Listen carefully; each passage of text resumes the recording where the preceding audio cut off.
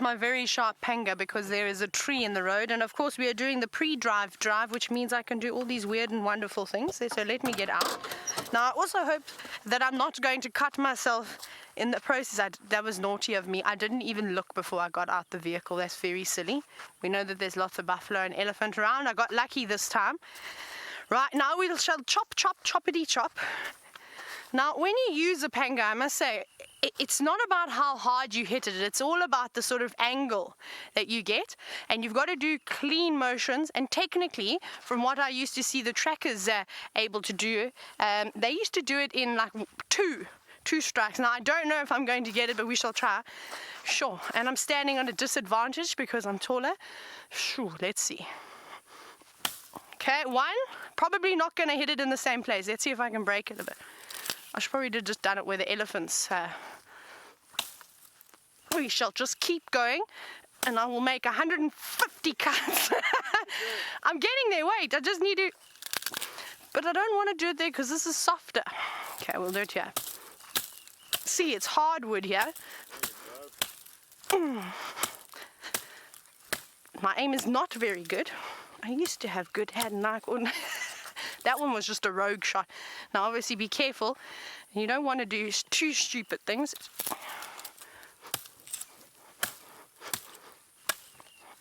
Yeah, yay! That was about 160 chops. Woohoo! Now that that's done, let's get back in. We'll put that so I don't cut myself. Right, let me get plugged in again. Ta-da! Now, remember, this is the pre-drive drive. David's also with me, but you probably heard from the sound of his giggling and cheering going on at the back. And if you'd like to subscribe, not subscribe because that's not a word, subscribe to our page, you're welcome to. You click the funny little thing that looks like a bell, and then every time the stream goes up, you get a notification, and then that way, there's no excuse to miss the show at all. Now, my plan for the day, though, is to go look for the nkuhumas. And I have an entire story to tell you about what happened yesterday still, because I didn't get through that. So we will chat about that. But we'll probably only do that once the show starts. No, for now, we'll just make our way and see if we can find the nkuhumas. It's been quite warm. The clouds have come over a little bit, so maybe they would have moved during the heat of the day to perhaps find some shade. We shall see. But it's unfortunate that they got chased twice now by elephants. One when they were on the kill yesterday evening, and then, well, the second one when they were attempting to take down another buffalo. So it seems as though the elephants are now fighting back. Lots of impala around as usual. Wonderful. Oh, it's good news as well. Wendy's back in business. Well, we're hoping. So Louise is just chatting away to Byron, doing his checks to make sure that everything is working. Hi Impala, bye Impala. We'll get back to them. We'll stop at least once, as you know, to of course appreciate those beautiful creatures. Now, we were discussing the nkuhuma song that I mentioned the other day, but I haven't quite sort of come up with one just yet. My mind has been preoccupied, but we'll get to one eventually. But I think I actually need to sit down and construct a nkuhuma line song. I don't think my rapping capabilities are quite up to scratch that I'd be able to just sort of spit one out. But we'll think, maybe as we go along, maybe I come up with something. Oh, hi Buffalo. This buffalo is like just walking onto the road where I was about to drive. Hi. Now they look like they've got wet feet, so they've probably had a drink somewhere. I hope you didn't say anything ugly about me to the rest of your friends.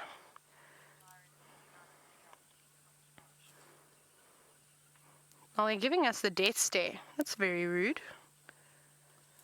But I'm glad that you've cooled yourself down somewhere. Must have been from, excuse me, one of the mud wallows. So they look nice and relaxed. Now you better be careful because the nkuhumas are around here.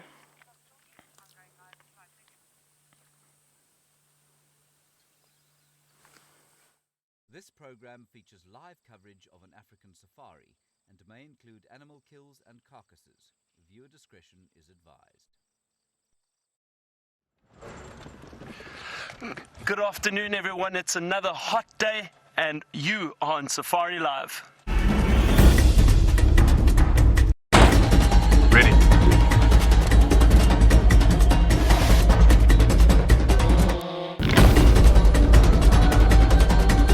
Standing by.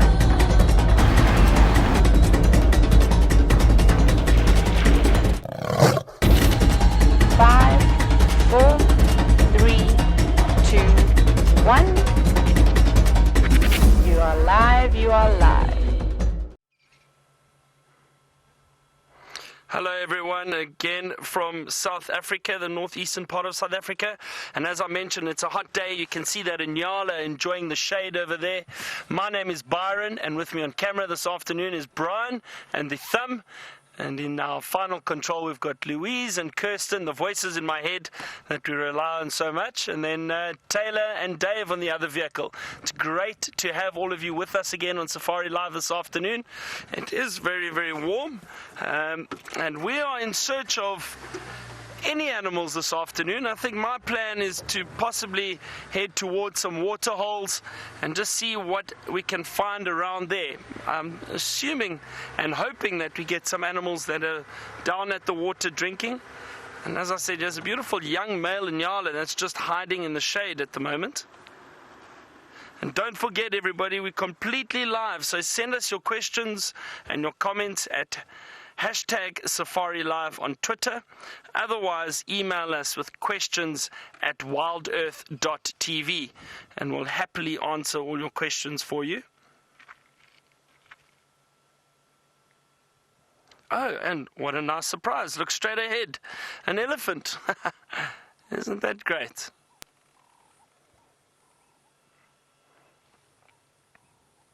Well, what a way to start the afternoon. We had a very exciting morning, everyone. We had lions trying to hunt a buffalo, and then the buffalo shaking the lions off, an elephant coming in and chasing the lions away. It was really, really very exciting.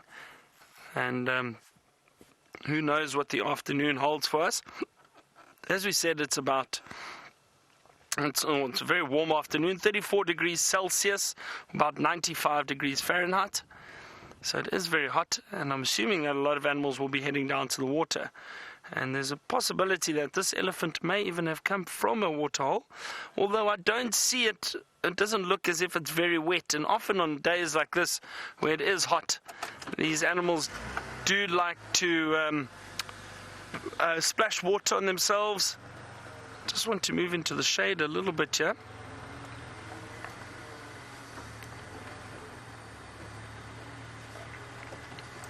And see what this elephant gets up to. So, as I was saying, a very exciting morning. It was wonderful to view and see. We're very lucky to have a sighting like that. And I really do need to stress to all our viewers, with this being a live show, and you get an idea of what a safari is like. And we have been very fortunate with sightings, but it's not always like that.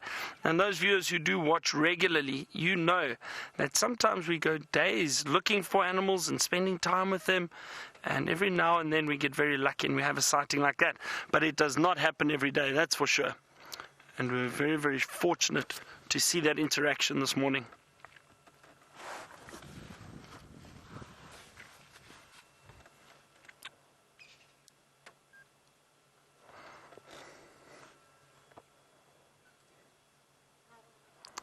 Enjoying that tree. And what is off to the back left, we can see some wildebeest coming through. Wow, it looks like we may just stay on the clearings for this afternoon. Everything's coming to us. Look at that. While we're sitting here, the wildebeest are coming out into the clearing. They've probably been feeding around here. There's some green grass around, which is perfect for these wildebeest. And they really, really do enjoy it out here. I wouldn't be surprised if these wildebeest are heading down to the water. And as I say that, this elephant's moving closer to us. We're just going to sit quietly and see what it does. wonderful.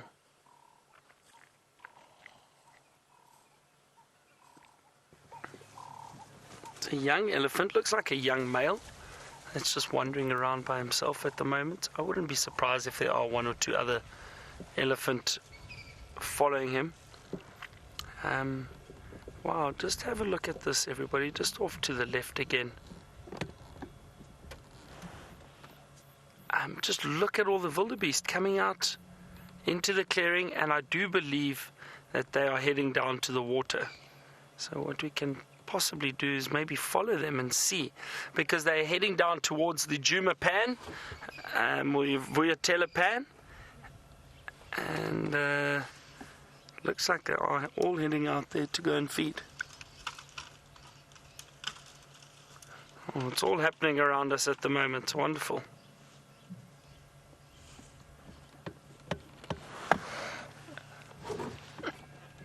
That elephant's still just moving past us, flapping the ears and cooling down. All right, everyone, well, what a wonderful start. Isn't that great?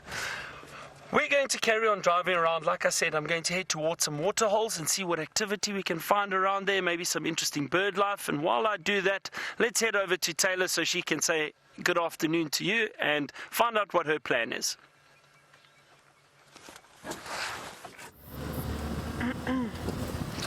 Good afternoon for the second time today. My name is Taylor, and of course on camera with me we've got David. There he is. Now, if you were watching earlier and you were watching the pre-drive, you would have heard a little bit about what my plan is going to be. But I'm now on Drakensberg Road, making my way towards Pan Road to try and relocate on those wonderful lions we call the Nkuhumas. Now, I must tell you that David and I were having a lovely discussion about the weather today, and I just wanted to point out that it is perfect heat to cloud ratio today. It's not overly hot, and then when it does get too hot, we get the odd cloud coming over us, and then that cools us down sufficiently, which is quite nice. David, do you think we're going to get another nice sunset? Not that we got to see it last night, though. We missed it because we were so engrossed with the action that was happening with the Nkuhumas. But perhaps tonight will be the night, and well, maybe we'll try again and see if we can get towards quarantine for a beautiful sunset and watch a variety of silhouettes of animals on the plains. That's actually going to be my goal this evening, as well as, of course, keeping the cat streak up. And I think we're on day 62 now, and of course we've just got to pop in and say hello to those Nkuhumas, so hopefully we will find them. But it might take us some time. We're a wee bit away. And, well, at the moment, we've passed so many different things. And now, of course, as we're getting closer towards Wildebeest Dam, there doesn't seem to be anything. Not even a little old impala. Or a dung beetle, in fact. No, not even anything. But I'm sure we'll find something along the way.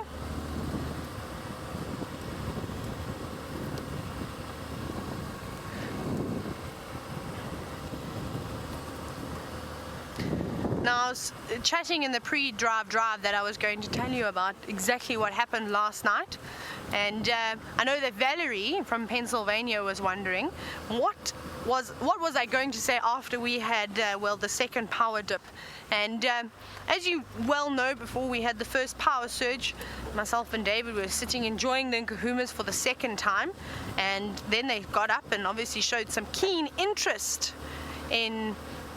We didn't know what it was, and we sat and we waited patiently until we heard some trees breaking, and then we heard the distress call of a buffalo, and that was, of course, our key to get moving and then cross the drainage. And we came around the corner, and there the Nkuhumas were. They'd taken down a young buffalo calf that unfortunately was weakened because of the conditions of the drought. And I suspect if it wasn't the lions that took that buffalo down, it would have eventually have succumbed to possibly malnutrition. And well, I think it was a better deal that the lions took it. So that luckily for that buffalo, it didn't struggle for too long.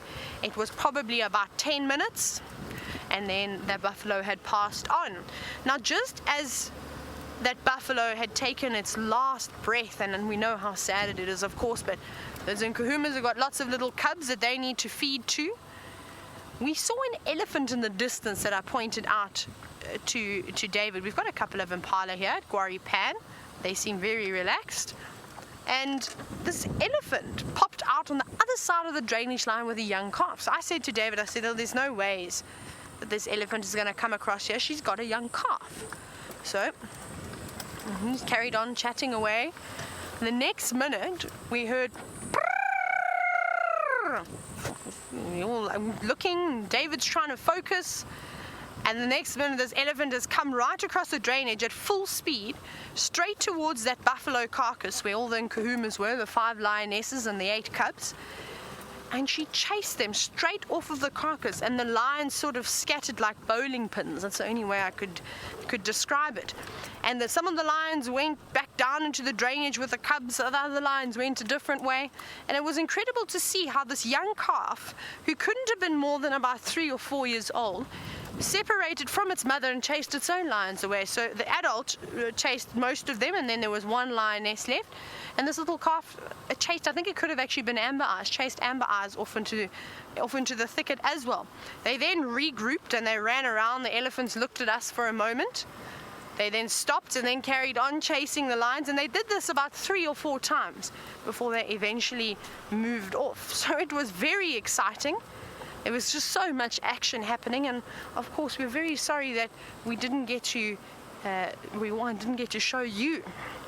But luckily, it's like they knew those Nkuhumas, and they sort of did a reenactment of what happened last night. They tried to do it this morning, but it didn't seem to work out very well.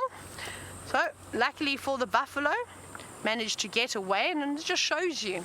I think I may have jinxed them yesterday though when I said that these lions are incredible, and they're almost the exception to the rule when we say that lions are not good hunters, because their statistics are incredible with the amount of successful takedowns they had. And that's why I say I think I jinxed them. And this morning the buffalo came through and proved how mighty they were, and well, we have to say thanks to that elephant too, who came charging in. But I think the animals are going to be less stressed now. It's beautiful and green at the moment.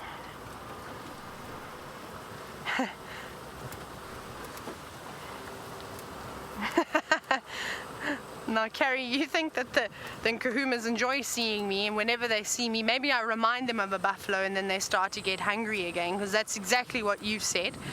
Well, if that's the case, I'll take it, but I suspect that I won't be lucky for too long. Now, what we're doing at the moment is we're cruising along Gwari Pan Road at just a snail's pace. Sorry, my little cable keeps coming out, and I always try and clip it underneath my big blonde ponytail, and then it sort of sits nicely and it doesn't move around. And we're just going along here very slowly, because I believe that Byron left these lions in the drainage line. So we need to just scan and make sure that we don't miss them, because it's been quite hot, and I suspect that they could have gone back down into the drainage line again. A lot of vehicle activity around here, but that could possibly be from this morning. Let's have a look.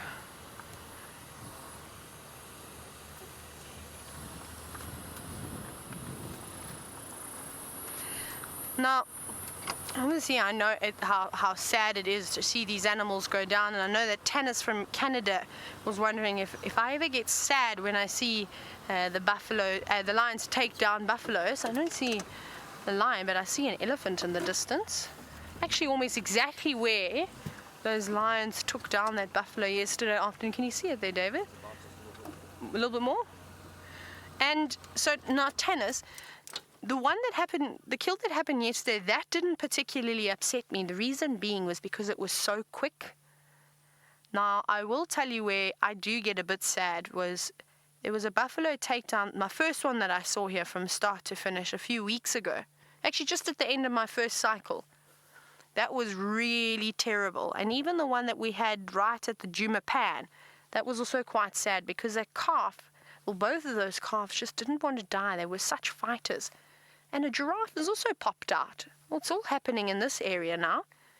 So, yes, they do. Of course, I get very saddened by animals that are struggling. I prefer it when they are put out of their misery as quick as possible. But of course that doesn't always happen, which is quite sad. But it's the bush.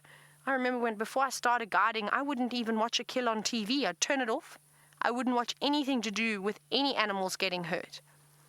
And then as soon as I started this career, I realized how these things happen, and it has to happen in order for the predators to survive.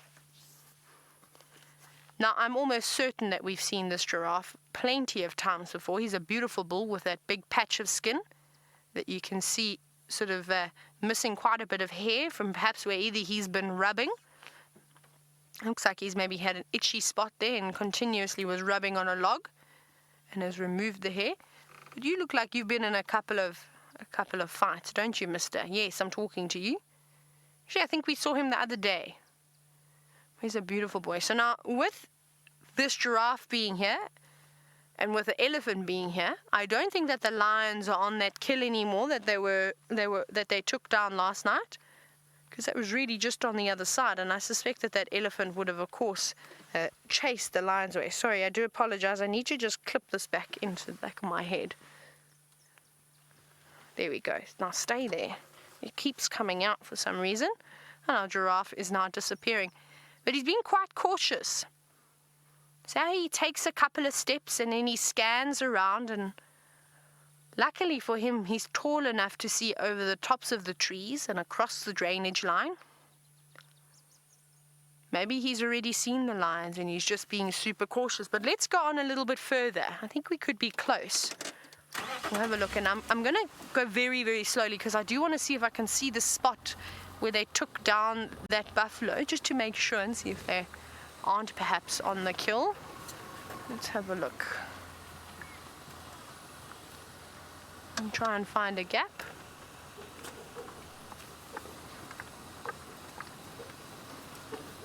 Now it almost feels like since yesterday the bush has really brightened up and gotten thicker. I don't remember it being this green.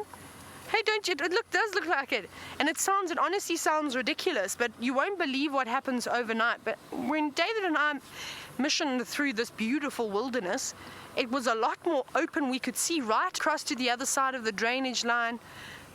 And it's just so dense this afternoon, which is fantastic. We obviously want as much green vegetation to pop around as possible, so that all the animals that were suffering. Let's go in here.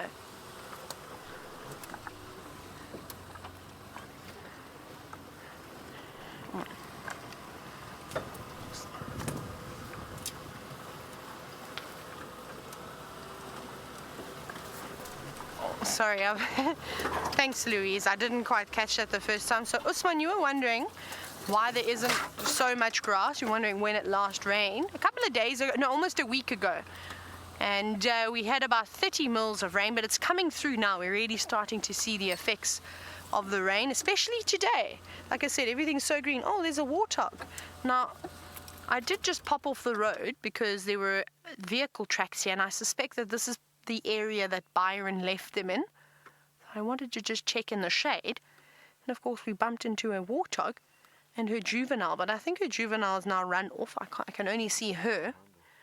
Oh, okay. And look how big she is. Look at those tusks. She's an old girl. Oh, there we go. There's her little piglet that survived from last year. She is a massive girl. She's probably got lots and lots of stories to tell. Now have a look at her bottom set of tusks. Can you see those ones? Look how sharp they are. It's almost like a knife. And often they get so sharp like that because they rub on the top tusks. And I don't know if I've seen a couple of warthogs up close and personal. And of course, I had my very own warthog little piglet who we rescued named Emma, who I've told you countless stories about. And even her tusks started when they started protruding through. They got those bottom ones they really were like knives. You had to be quite careful that you didn't nick your finger on them. Now I'm just trying to have a look into the bushes to see where these lions are. It doesn't look like they're here. But let's carry on. Let's see if we can try and locate them. So they're not here. They've obviously moved. Maybe they've even gone towards Buffelshoek Dam. We'll eventually get around there and have a look. Let's just try to turn around quickly. Might have to do a 3 or 4 point turn here.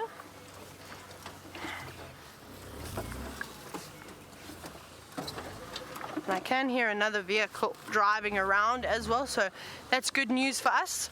The more the merrier. Oh. You just turn the game drive radio up. There's the one in the area trying to follow up on the Nkahumas. I'm just checking around Gwari Pan, closer towards Inyala North.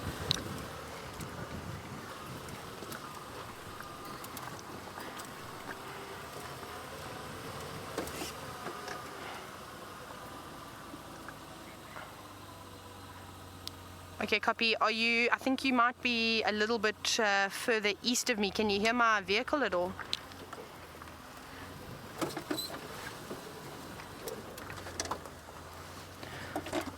Okay, copy. I think I heard you. Oh no, not the GoPro. Sorry, GoPro. Sorry.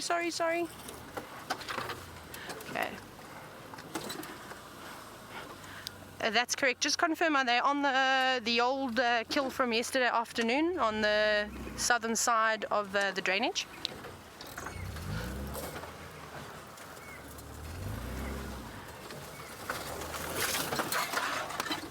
Okay, copy. I'll be there in just a moment. Cool. So it seems as though there's another guide that went in basically I don't know where he came in from, but he's come across to where we saw the lions taking down that buffalo, and he says they're back on there. So let's go have a look. It was unusual that that elephant didn't let out a little distress call. But we're just going to head down the same route that we went yesterday because we know it was an easy spot to cross. And, well, hopefully when you come back to us, we would have found the Nkahumas. So let's go back across to Byron and see what he's got for you.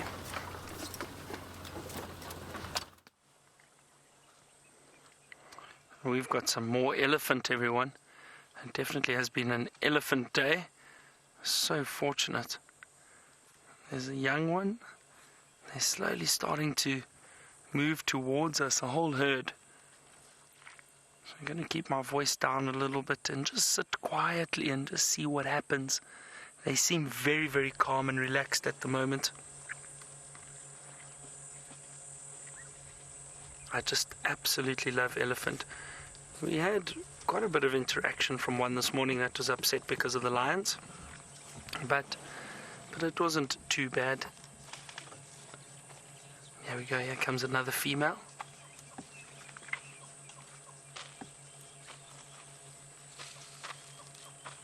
You can see they have been at the water, everybody. They've splashed some water on themselves, probably had quite a bit to drink. When it is hot like this, these animals do need water and they do prefer to go to the water and drink. Ah, wonderful.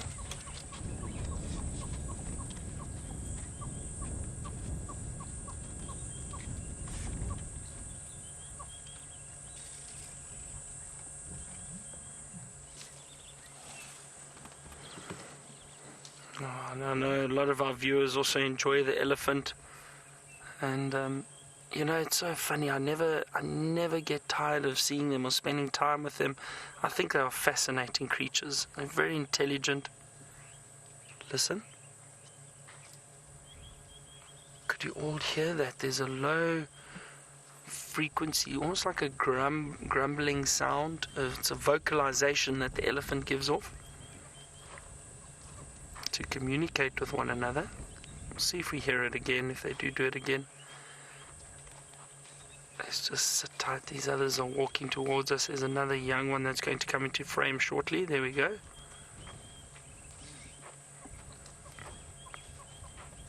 I'd love it if they came right up to us and just get close to the vehicle. But I don't think so. You just see, you notice, I mean, these animals, some people do get a bit nervous with them, but I think if you sit quietly and you allow them to approach you, they become very relaxed very quickly. And they're happy to walk right past us.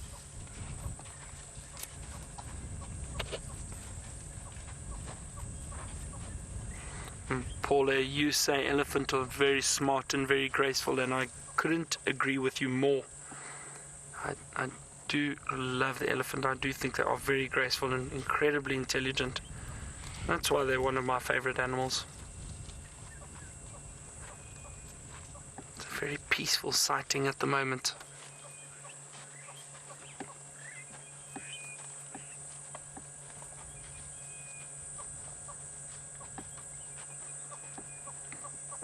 Jennifer, thank you very, very much for your kind comment.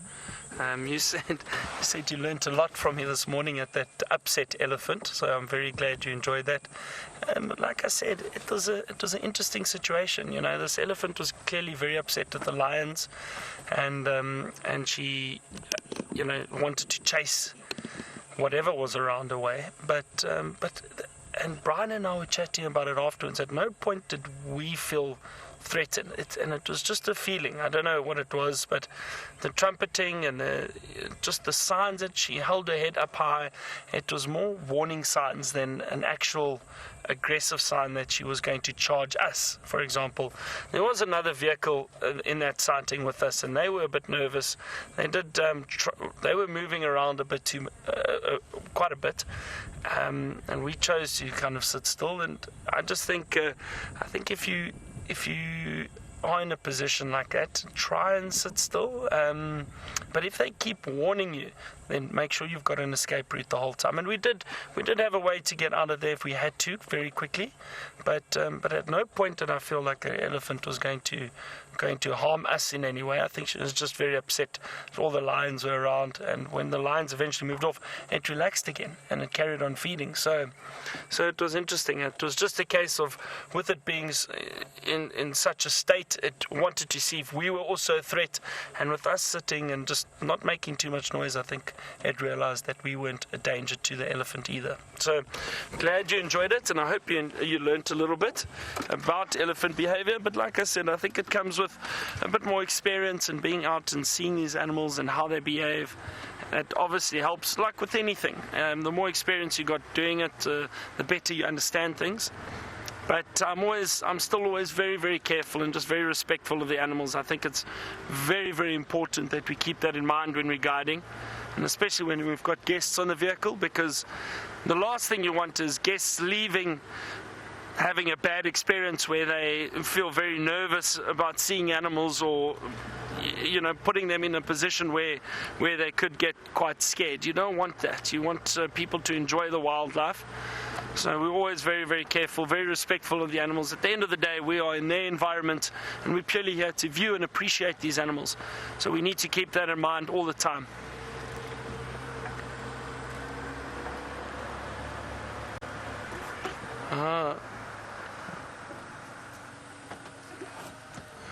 Sean, you want to know if elephants do have any predators, and they do indeed, Sean. Just have a look here, everyone. Just a quick scan off to our right. We've got buffalo and zebra. You'll see the zebra shortly, but there's a nice big buffalo. Big buffalo bull. So, Sean, elephants do have predators, and in parts of Africa, lions will hunt elephant. I have not heard of anything else hunting elephant, and I've seen footage. I've never seen it myself, but I've seen footage of lions hunting elephant, especially up in Botswana. There's a lot of elephant, and there are very big prides that move through those areas, and some of them have got used to hunting elephant. The younger elephant, the bigger ones probably not. That is a very big buffalo bull, that, everyone. Quite an old male. Look at the size of that body. He actually looks in very good condition. We've seen some fairly thin buffalo around at the moment. And this one doesn't look thin at all.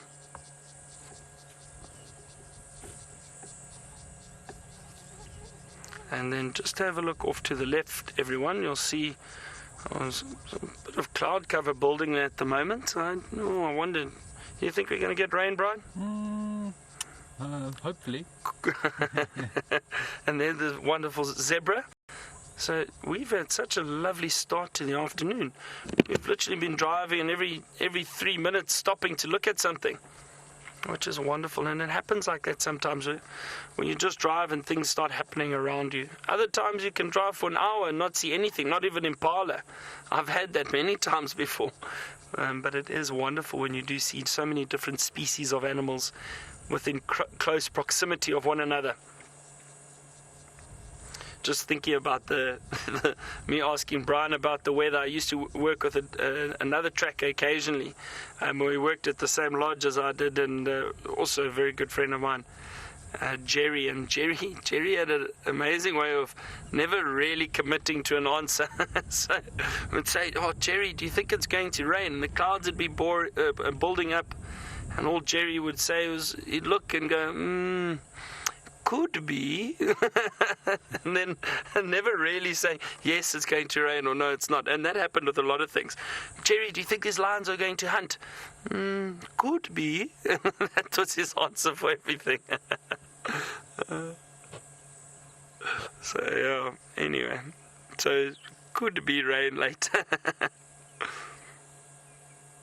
And you see, we are very fortunate, everyone. We have had a little bit more rainfall in this area than the rest of the Sabi Sands and Kruger.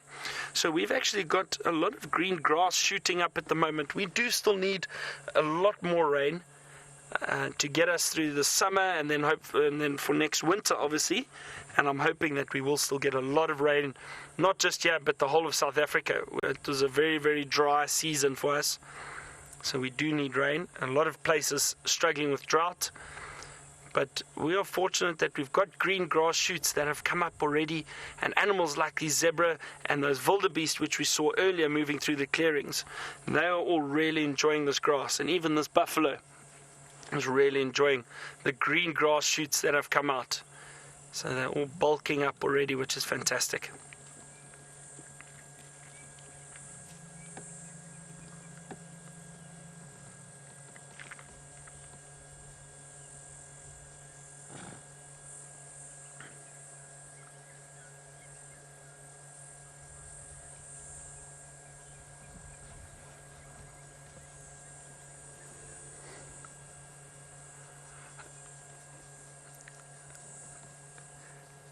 Ashley, all the way from England, you want to know, do the animals know what to feed on depending on the times of the year? Do they target specific food? Actually, to an extent, I do think they do. For example, now when it starts raining and we start getting a lot of grass growing, you will find the grazers start feeding in these clearings, in these areas where there's a lot of green grass, and that's generally where they will feed. So they know what to look for in which areas to find it in.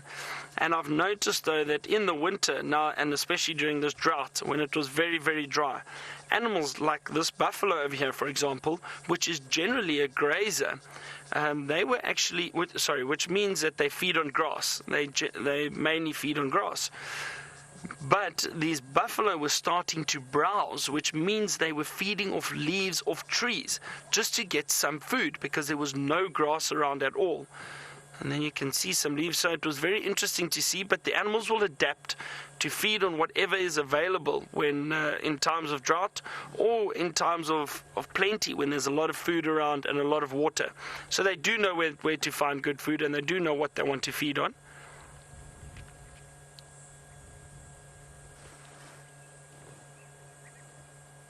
So it is interesting, but I do believe that they know where to find food depending on the time of year.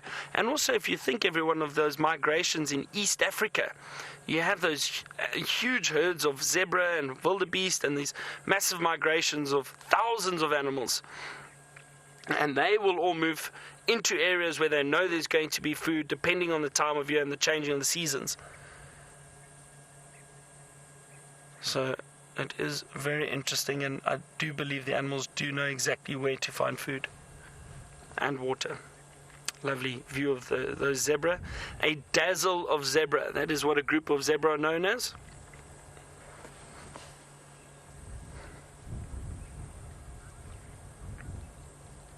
Queen, you wanted to know if zebras do see in color or not, and I don't believe they do. I think they've also got a slight black and white vision. To be honest, and I get these questions all the time. I mean, I don't know. I know scientists study these things, and they do autopsies on these animals, and they try and work out the the amount of rods and cones within the eyes of these animals.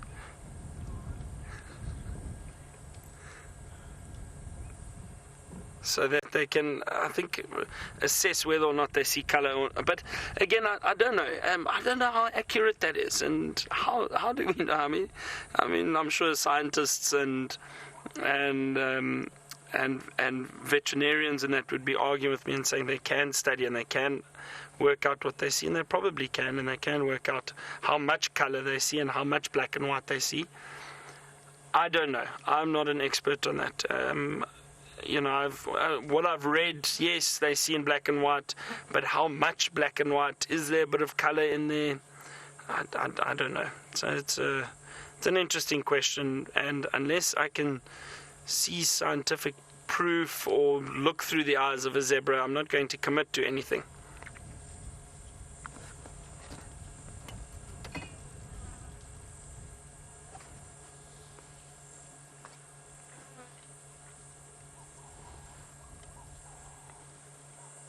David, a new viewer. Welcome, David. Lovely to have you on Safari Live with us. You want to know why the zebra have stripes? Well, it's so they don't get confused with the wildebeest. So, David, one of the theories, oh dear, my door just opened. One of the theories behind the zebra having stripes is that when they are in a herd together, and if they're moving away from predators, the theory is that those stripes all moving together make it difficult for the predator to distinguish between each individual when they are hunting them. So it makes it difficult for them to hunt. So it's almost a defense mechanism that they're able to get away from danger very quickly by running together in a herd. And if you do see a group of zebra together, it is difficult to identify or distinguish between each individual if you look very quickly. So the theory is that the stripes cause them to blend in with one another and makes it difficult to see an individual. So that is the one theory, and that's the one that I think is probably the most plausible. There are other theories that it may help regulate body temperature and that, but I don't think that is very accurate. The one that I think is accurate is the one that is that says that they are able to get away from predators, and it makes it difficult for them to be distinguished or each individual seen. So, but who knows? Again, one of those things that, do we really understand it? You know, the studies have been done and theories have been come up with, but is it 100% true? I don't know. And maybe it isn't for us to understand. You know, maybe we just need to view and appreciate these animals, but it does make for very interesting conversations. We're going to leave this lone buffalo and the zebra now. We're going to carry on towards some water holes. Let's head back to Taylor, everybody, and see what she's up to and if she's managed to find the Djuma Pride.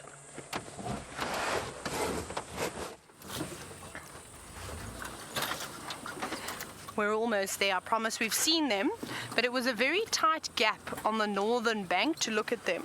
So we've decided to try and come through here and find a little gap, and thank goodness Rusty is a small nifty little vehicle. There we go, I can see them now. Let's just have a quick look. One has just stood up. Can you see over there? And I don't blame them for lying in a spot like this, because it did get quite hot at one point. So they're probably trying to move along and sit along the edge of the drainage where there's quite a few big trees. So what we're going to do now is we're actually going to carry on going forward, and we're going to go through this little gap, and then I think we shall get a good view. How does that sound, David? Sound good? Let's get a bit closer. And we're almost there. And well, for the moment it seems as though all four tires have still got air in them. Okay, a little bit back. Yeah. Aha. Sneak through here. Oh, hello lions. I can now see quite a few of them, which is a good sign. I think we're going to have a much better view than what we would have had coming from the north. Here we go. There are the lions sitting under tree. Not K-I-S-S-I-N-G. They are S-L-E-E-P-I-N-G.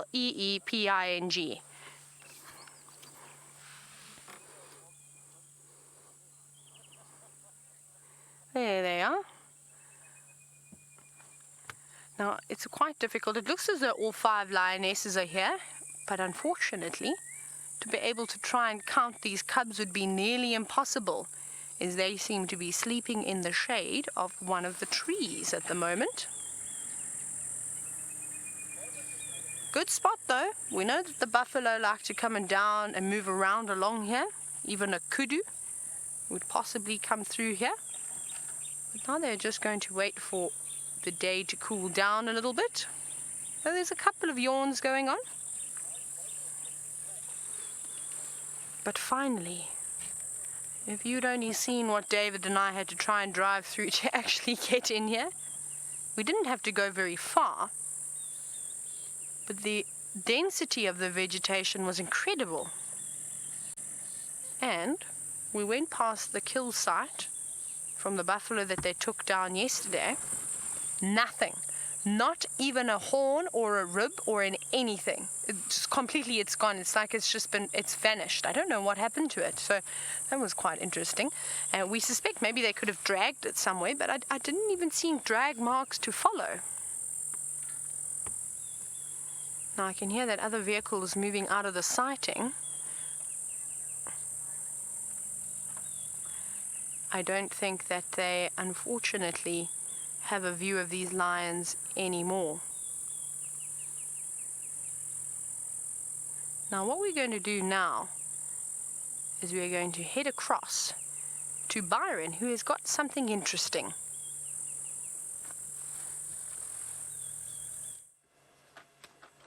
So while we were making our way down to the waterhole, everyone, we just came across this dead tree with these beautiful birds sitting in them, and we don't see them very often. These are woolly-necked storks, and great to see them. Look at them, just a whole bunch of them, four of them sitting in this tree.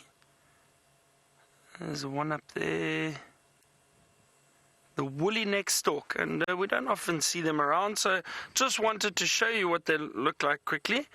And for those who don't see them very often, or haven't seen them before, those viewers that are checking their bird lists and ticking birds off, if you haven't got the woolly-necked stork yet, this is a nice bird to tick off.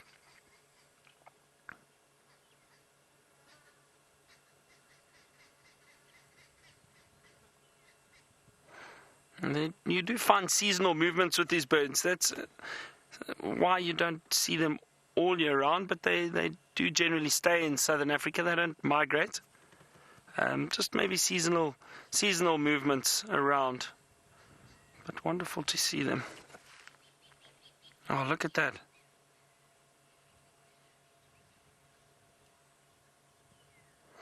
And one thing I have read about them is that they're near threatened. So that means that the numbers are very low, and generally they are uncommon, so which basically means you don't see them regularly.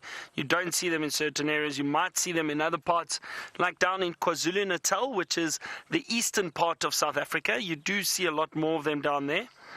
And every now and then we get lucky, and especially with the rains coming back into these areas, you do start seeing more woolly-necked storks around. So wonderful to see them. And just a quick view while we're still heading down to the waterhole. What was that? Hang on a second, everyone. Something just moved in the bushes. Let's just have a look here quickly.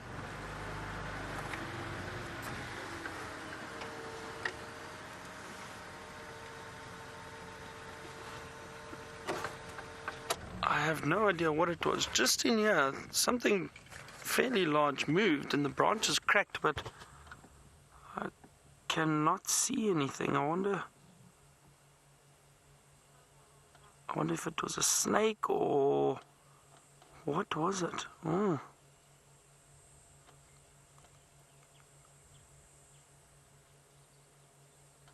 Don't see anything, everyone. I'm not sure what it was.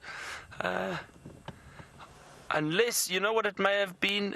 Maybe Maybe the wind blew one of those dead branches and it just dropped onto that bush below it. I don't see anything else around here. That may have been what happened. Oh well, anyway, we're going to carry on towards the waterhole. Glad we could show you those woolly neck storks quickly. Let's head back to Taylor and see what those lions are up to.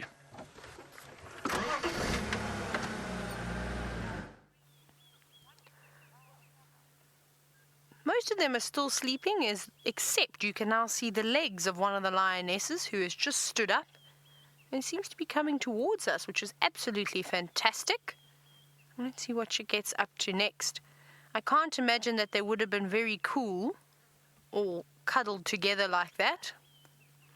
Hello, beautiful girl. That's very kind of you to come out into the open like this. Let's see where she's going to go now. Oh, this is obviously the communal bathroom area. My apologies, young lady. Oh, that's unfortunate. She's got a thorn stuck in her foot while she was trying to use the luxury restrooms. Lucky for us. Don't worry, we'll turn away. We won't watch you. Everybody, please close your eyes. This lioness seems to be slightly embarrassed. Oh, that smells wonderful. I thought it was going to be a number 1. Sadly not. Please not be downwind. Please let us not be downwind.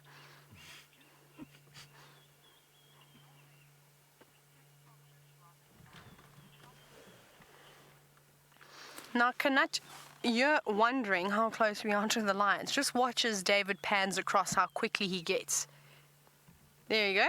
She's probably about 3 meters away from us. So a door frame, the height of a door frame, plus a half a door frame. That's literally how far she is. Now, you're also wondering how close can we get? Well, a lion you could probably drive right up to, especially one of the adults, but we don't want to do that.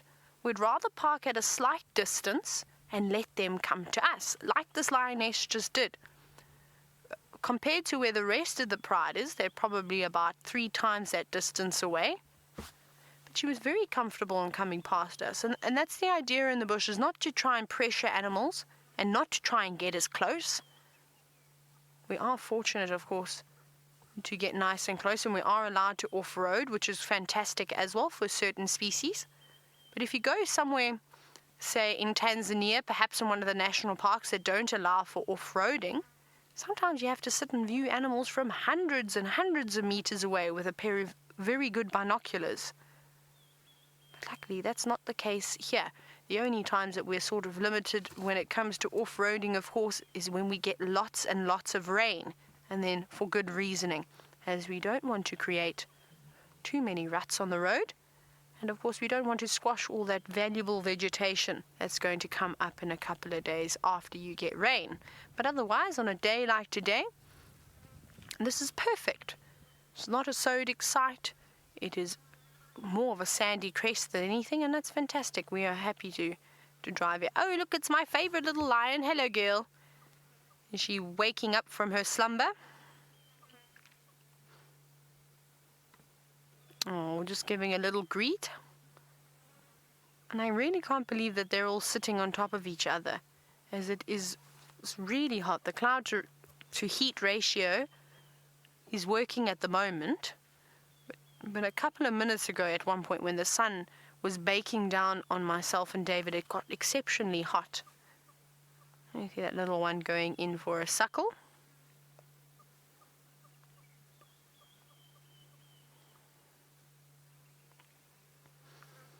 I'm still confused and completely flabbergasted as to where on earth that carcass went to. There were no vultures around, but even then, when the vultures come through, they peck the carcass clean, but you still see the bones. So I don't know if they dragged it down into the drainage line itself and perhaps finished eating it and then moved on, because we're quite a fair distance away from where that carcass was. Very interesting.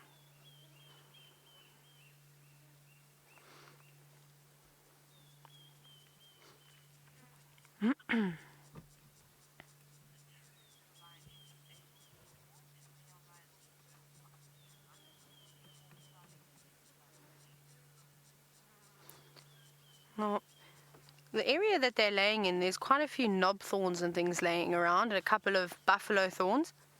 And it looks like we watched the one lioness now who used the luxury facilities. She had a thorn in her foot, and it seems as though this lioness as well has got another thorn in her foot too.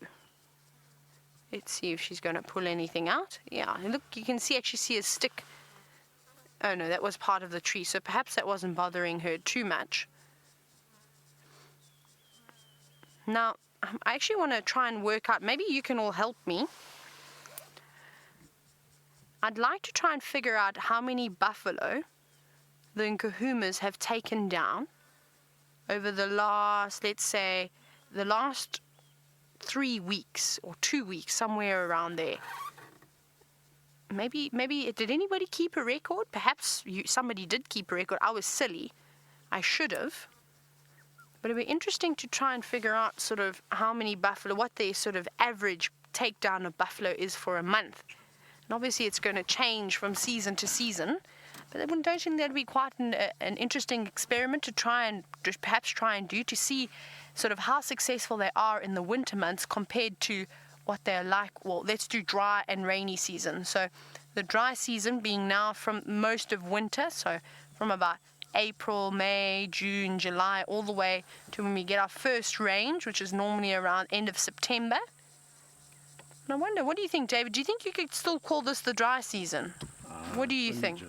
Only just, so this is sort of an interesting period, this time when we first start to get the rains. Obviously, it can take 3 or 4 months before we get a decent, consistent amount of rain coming through.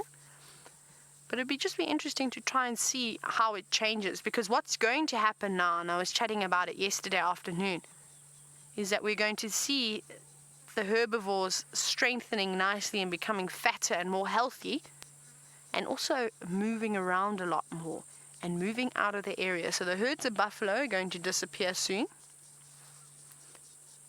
And it'll just be interesting to see what they get up to. So I think I'm going to start doing that, and I'll perhaps try and sit and think about how many buffalo I can remember them capturing, and maybe we can even go as far as looking at what type of prey that they're feeding on. Maybe that changes. Like I said, I don't know the Nkuhumas that well. I've only known them for about 2 months now, just over 2 months. So it's going to be interesting to see if their prey species changes as they get into the summer months. Perhaps they're going to start feeding on kudu. We saw that down in the south. In the winter months, the drier months, they love to feed on buffalo. And as soon as we headed into the summer months, they start to catch quite a few big kudu, which was very interesting. And waterbuck, kudu and waterbuck within the Southern Pride Lion's favorite meals. It'll be quite nice to see. And this is a way that you sort of learn about the specific lions in the areas. So maybe we can do this little project together. So if you do have any information or what you think as to how many buffalo they've perhaps taken down in a 2 or 3 week period, you can hashtag safariLIVE on Twitter with your answers or your thoughts, or you can even send them into questions@wildebeest.tv, perhaps if you don't have Twitter. And maybe we can put something together and sort of come to a conclusion as to what these lions seem to eat. Or maybe maybe someone's already been taking notes from the previous years as to sort of their favorite food and how successful they seem to be. Now there's one lioness that popped her head up. She was looking in the distance, but not too keen. Perhaps she just heard there were a couple of elephants around. Maybe she heard the crack of a branch. And after the scares that they've been having with the elephants chasing them around over the past 24 hours, I wouldn't blame them for being a little bit cautious.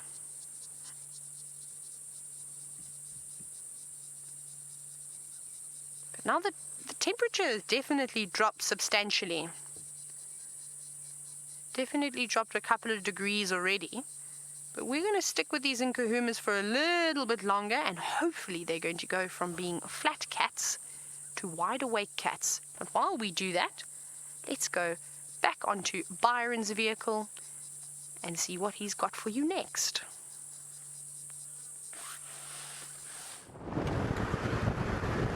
So you're right, Taylor. It has definitely cooled down quite a bit, which is lovely. Nice little cool breeze, or much cooler than it was when we started our drive. We're still making our way towards one of the dams. We're going to go to Treehouse Dam and have a look around there and see what we can find. Brian seems to think we're going to bump into a leopard this afternoon, and I'm a firm believer in that if you put it out there, the universe may just answer. So let's see. We've had a great afternoon already, seeing a lot of different animals, just bumbling around, just driving around, enjoying being out this afternoon.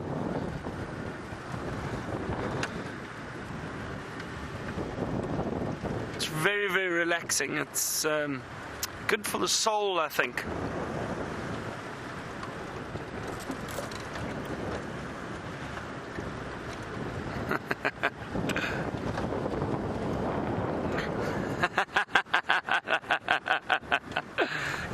James, you say, does the woolly-necked stork have a call, and can I imitate it for you?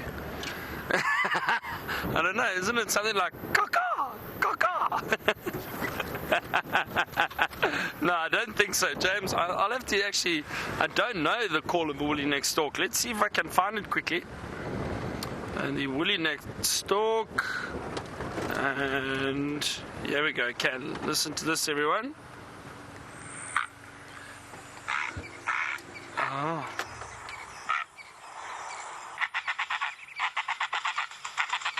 I was very close.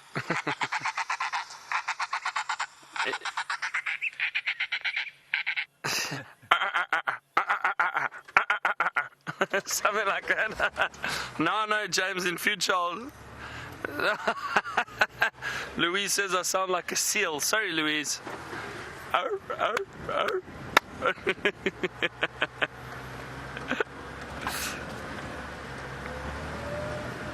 See, there are some bird calls that I'm unable to do, everyone. I do apologize, but I'll work on it.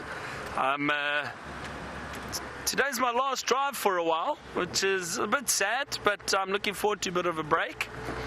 I'm just going away for a week, which I am looking forward to, and one of the reasons I'm really looking forward to, if I may share with you, it's my grandmother's 90th birthday this weekend. So I'm very, very excited and going to see the whole family, and my grandmother's an amazing woman and I love her to bits. She's a very, very special woman, and she's still incredible. For 90 years old, she still lives by herself, and she cooks and she cleans, she does her own thing, and she's just an amazing, amazing woman. So I'm very, very much looking forward to seeing her and celebrating her 90th birthday with her.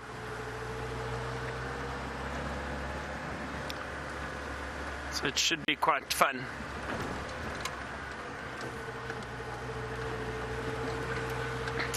B. Wilson, thank you. You were saying you were hoping it wouldn't be my last drive, but it's not my last drive, everybody. It's just the last drive for this stint.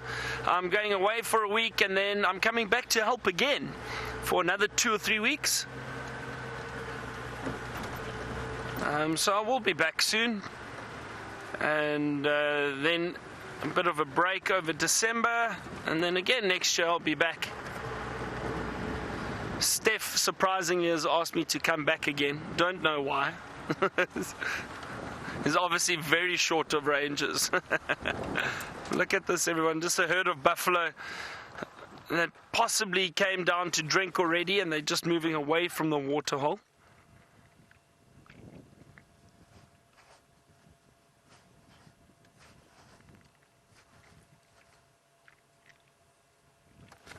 Thank you very much to all the viewers sending their best wishes to my gran. That's very kind of you. Thank you. So as I was saying, it was probably a good idea to come and check these water holes, and just as we thought there were animals that came down to drink, we just missed these buffalo, but I do believe they've come down, and I can see a lot of tracks around the water hole, and they came down to drink. Now they'll move off and carry on feeding. This is where we saw Tingana the other day, everyone. If those of you remembered, he was lying on that termite mound when we found him. We had a wonderful sighting with that male leopard, and he went down to drink. And just incredible light. As I was saying, in that sighting, it was a photographer's dream. Seeing this big male leopard drinking with that golden sunlight, it was wonderful. And you can see again these buffalo enjoying the green grass that we've been speaking about for the last week or two.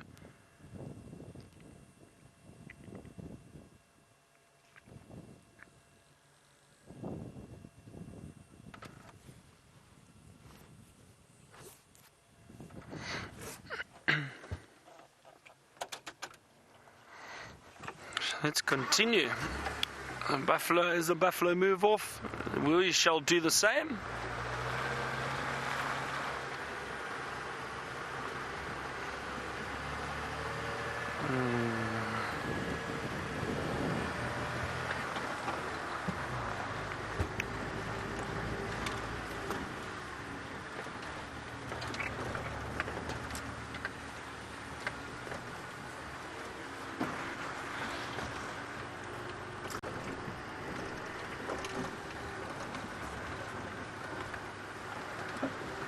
Alright, we're going to carry on checking around this area.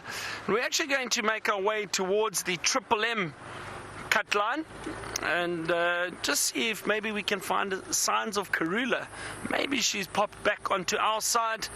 I think she moved down onto Arethusa, so we're going to go head down there. While we do that, let's head back to Taylor and with those sleeping lions.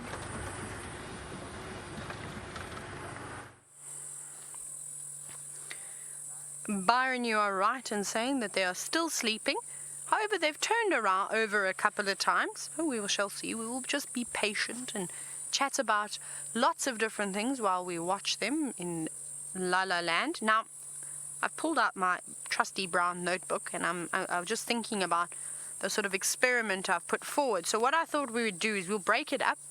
We'll try and do short experiments as well as a long experiment. So my first one will be, let's try and figure out the success rate of the Nkuhumas, basically from when I first came back to work, so from the 16th of October when I came back, right until the 19th of November when I go on leave again. So we'll try and get if they have killed anything, what they killed, and then we'll work out a success rate for that time period. Now, the long-term project, like I said, I'll just go over it again in case you didn't catch it. It will basically be the three things that we will be looking for will be the various prey species that were successfully captured by the Nkuhumas, the different types, how many prey species, and then the specific species of which they caught. And then we're going to compare those two things from the wet season to the dry season. So I'll have a little chat. I'll probably chat to James and Byron and Jamie and Brent when they get back.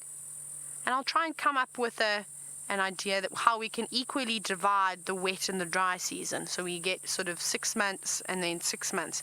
And then we'll do it like that. So it's going to be a long project. And like I said, in between that long project, when we try and figure out something like that, we will do these sort of, every sort of 6 weeks, we'll give a success rate sort of figure. I think it'll be quite interesting to see. Obviously, it helps if we're going to see the animals and if they stay on Djuma in the areas that we traverse. But I suppose if they do disappear off perhaps into Buffelshoek or into areas where we can't go, we can always just try and find out what they managed to capture. But it seems as though the little cubs are starting to wake up now.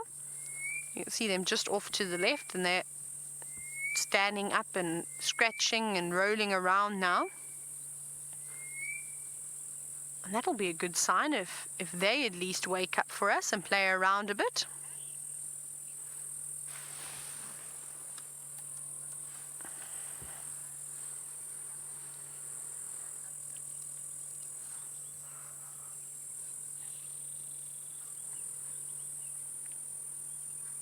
Now, we've been seeing the Nkuhumas catching quite a few buffalo. At the moment, we know that's because they're the ones that are affected the worst when you have the drought conditions. Now, I know Ashley from England was wondering if the Nkuhumas are only feeding on buffalo, are they only getting certain nutrition, sort of different minerals and things from only eating buffalo? And then she compared it sort of as how we as humans, if we only eat red meat versus if we only eat white meat. Now that's a very good question. I think though when it comes to the lions, they eat so many different parts of the animal.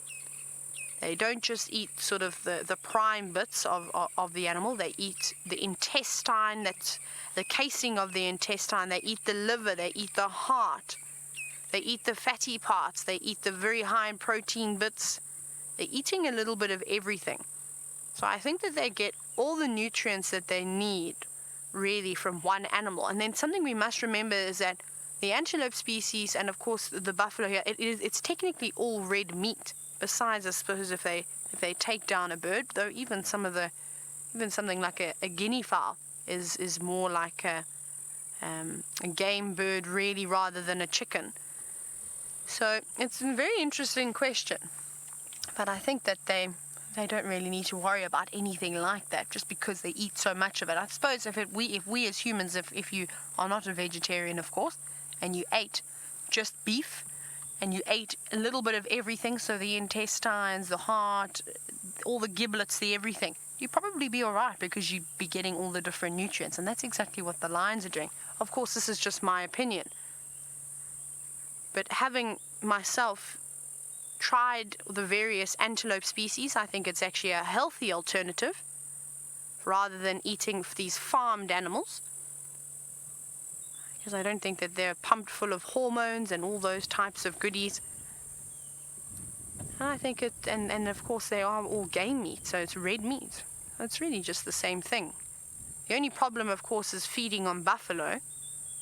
Is that we know that in this area some of the buffalo have got foot and mouth disease and tuberculosis, and of course the lions can contract bovine tuberculosis, so that's something that they've obviously got to be careful about. Not that they will really know, but we don't want them to get sick.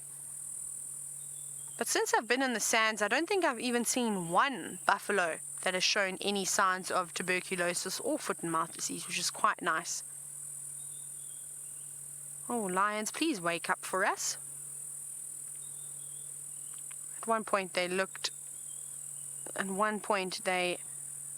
like they were going to wake up, but not anymore.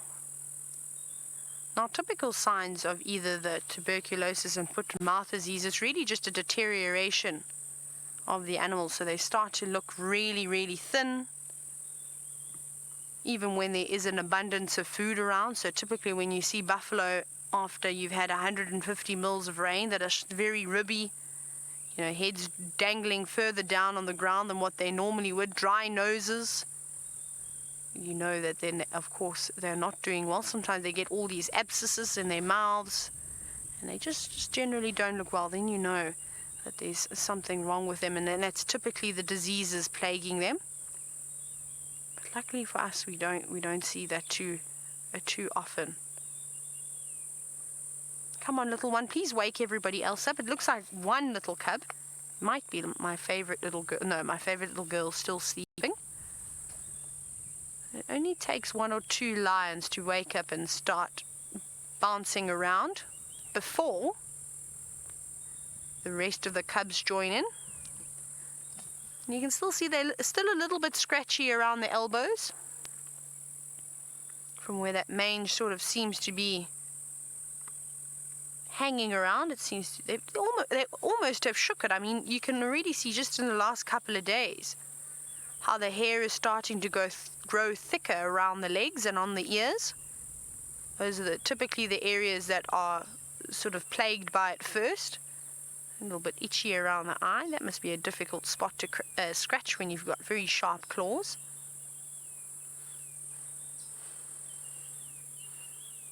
Now, David, you don't want any of these flies that are flying around us to land on us, because you know where they've been sitting. Sure.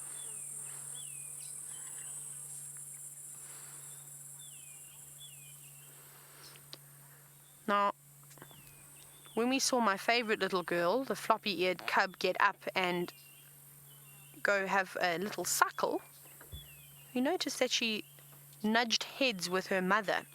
Now, I know that Kirsten from Denmark is wondering if this is a common greeting, if they do this before they suckle. And it's not all the time. Sometimes the lionesses will just be lying there sleeping, or they may be sitting up and awake, and the cubs will just really go straight in and try and suckle straight away without really showing any affection at all. So it's not always the case, but it's important that they do. They're showing affection back to the adults, and of course we know that rubbing heads and grooming each other is vital in terms of strengthening the bond between the various members. I do want to at some point just update the sighting, though it seems as though no one wants to come and spend some time with the Nkuhumas this afternoon. It's just us.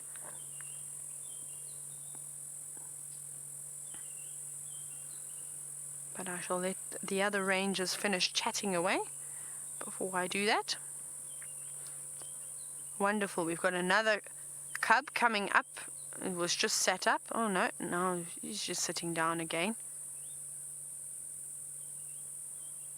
Clouds are coming over, David. Oh my goodness, look behind us. Actually, I just want to show you what's just happened, what is snuck up behind us.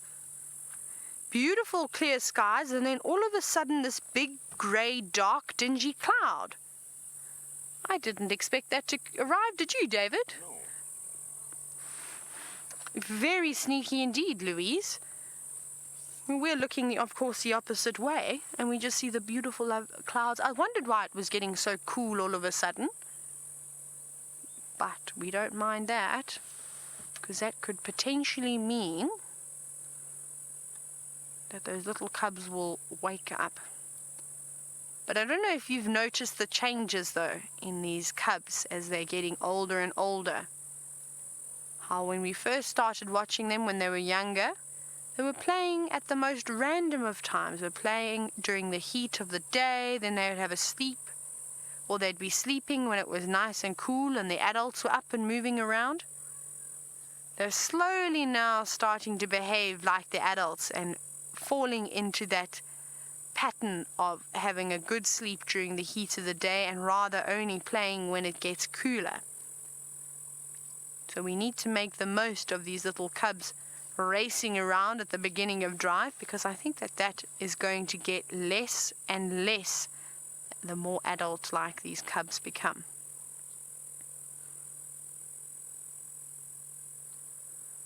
Hello, little ones. Coming to say hello to everyone else?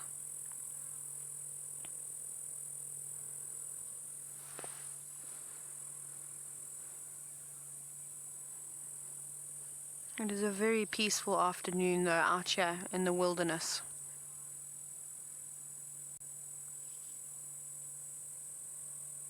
The lioness seems to be getting plagued by all the cubs.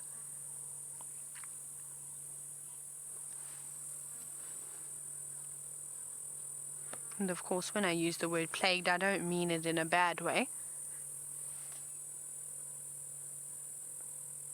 Maybe after they've had a drink, that'll give them a boost of energy, or you're getting kicked out of there, you're not welcome.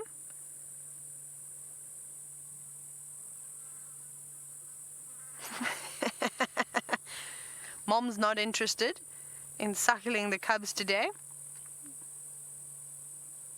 Even that little one trying to entice her by giving a little lick. She's not having any of it, though.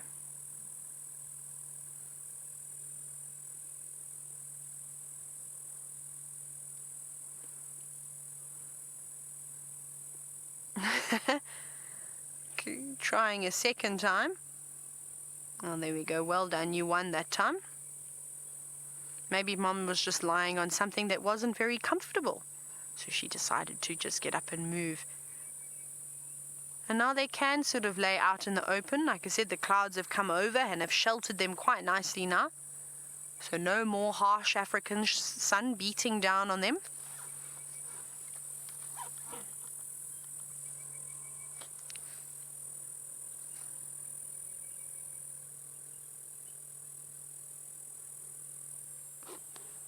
Just listening to the Game Drive radio.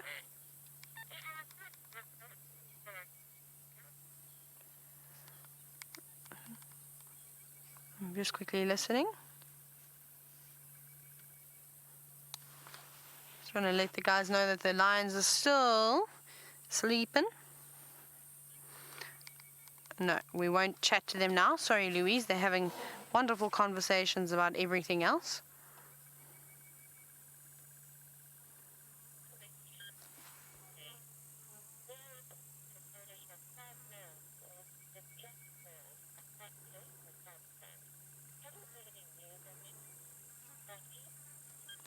Now, sorry, Louise just fed a very interesting question into my ear. So, Scotty, you've said that there are reports of 5 male lions, known as the jock male lions, quite close to the Sabi Sands, and you were wondering if I know anything about them.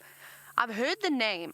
I've never seen them before, and that's quite interesting if they're coming into the Sabi Sand, because the jock concession is quite a distance away in the Kruger National Park, but there are lots of male coalitions around in that area, and they better be careful coming into the Sabi Sand. There's the Charleston males, there's the Majingulans, of course the Birminghams all the way up north, and there are quite a few of young prides coming up and coming too. For instance, the Eastern Bank Pride, 5 male lions too. They're about 3 now, 3.5 years old, maybe even hitting 4, probably actually closer to about 4 years old, so they're ones to look out for. And then there was another pride, there was another pride of 3 males, but I can't remember what their name was that we used to see every now and then. I have to just pick my brain a little bit. Now, maybe you can elaborate a little bit more on the jock male lions. I don't even know how old they are. Because I think you probably heard me talk every now and then about the the four-ways male lions. When I first started working down in the south, that was the dominant coalition of males, and they were beautiful boys, quite young too. They then got chased out though. It wasn't really a proper battle between the Charlestons and the four-ways, but the one four-ways male lion was injured, and I suspect that they just quickly left, as they probably would have been killed if they tried to battle 2 very healthy lions. And if I'm not mistaken, the four-ways actually moved down to the jock concession in the Kruger, and I was under the impression that they were the dominant boys around there, but perhaps not. But it'd be very interesting to see if those 5 jock male lions come through and push through the south. That'll be very, very interesting to hear. But I suppose 5 male lions, they will come in, and they definitely won't come in quietly. I suspect that they will make a lot of noise and cause lots and lots of drama in the south of the sands. They'll have to come in that way first and then work their way up. And we will see. It'll be interesting to hear. I wonder who would have pushed them around. This is something we don't really see far down south. I haven't seen big coalitions. It seems to be either 2 or 3 male lions that roam around down there. And then that's really it.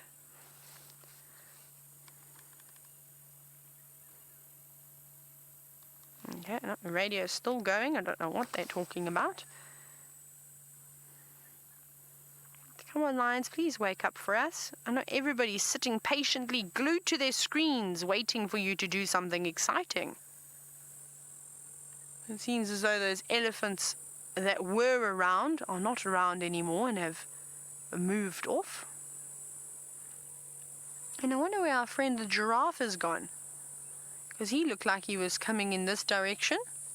But maybe he's gone somewhere else.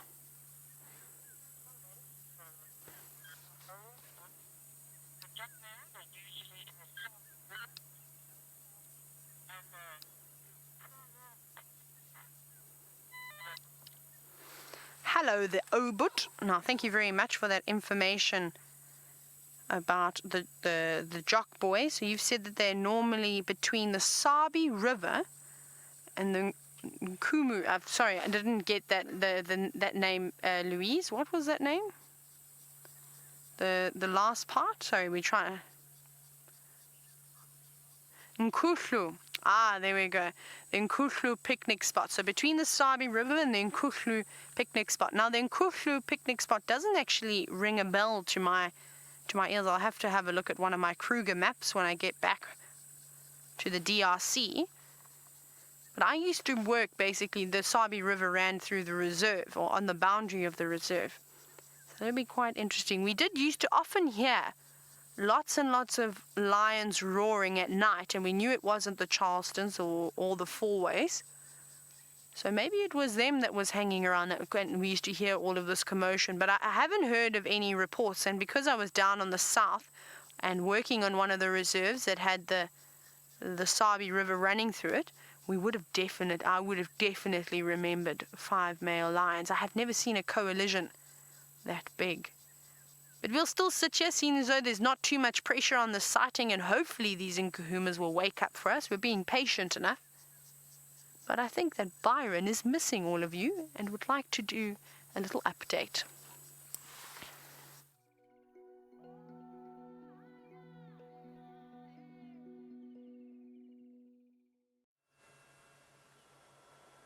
Oh, I thought everyone had forgotten about Brian and myself, but we've got some beautiful clouds building in the distance and some beautiful sun rays coming through the clouds. Have a look. Can you see that, everyone? There's a few little rays of sunlight coming through, and you can just see a bit of the Drakensberg mountain range in the distance, but beautiful sky at the moment. Wonderful colors, these clouds building, so perhaps rain on the way within the next few hours or few days. I'm not sure. Let's see. We haven't had too much luck with anything else, everyone. We've been driving around and having a good look and listening out, seeing if we can maybe hear any alarm calls to alert us if there is a predator around. We are basically looking for leopard. It would be wonderful to see a leopard this afternoon, but nothing just yet. But we will carry on and we will not stop our search. Let's see what we can find.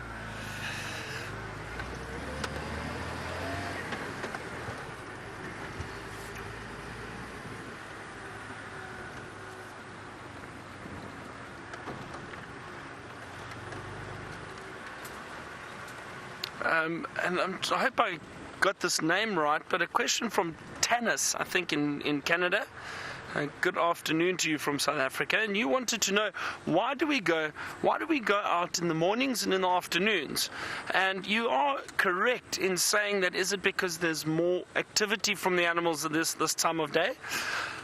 So obviously all the herbivores, Tanis, they'll move around during the course of the day. They'll always be around and active, but especially this time of year when it is, and have a look here, we've got a wildebeest off to our right, who seems to be a little bit shy. Just moving through there. So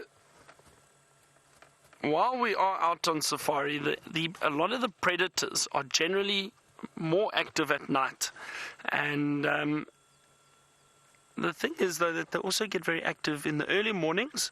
They will move around because the temperature's a lot cooler. They don't like moving around in the heat of the day. They conserve the energy, and obviously moving around in the heat will exert more energy. So early mornings, they are a lot more active, as we saw this morning with those lions. We got them very early, but they were still feeding, and they tried to hunt a buffalo. Same with leopards, and the other thing is then late afternoon or this time of day when it starts to cool down and moving into the evening, that is when a lot of these other these predators start becoming quite active. So that is why, in general, in Africa, the safaris are done in the mornings and in the afternoons. In the cooler temperatures, it's also a bit more pleasant for all of us being out here, because it can get very, very hot during the day. And during those hours between 10 and 2 or 10 and 3 even now in summer, it becomes very, very hot, even 9 and 3. And that's generally when animals move into the thickets, move into the shade, and it makes it a bit harder to find animals. You might still find them, but they'd probably be resting, and you're not going to get as much activity out of them. So we go out in the morning and in the afternoon, it's a bit better for activity. That's generally why we do it.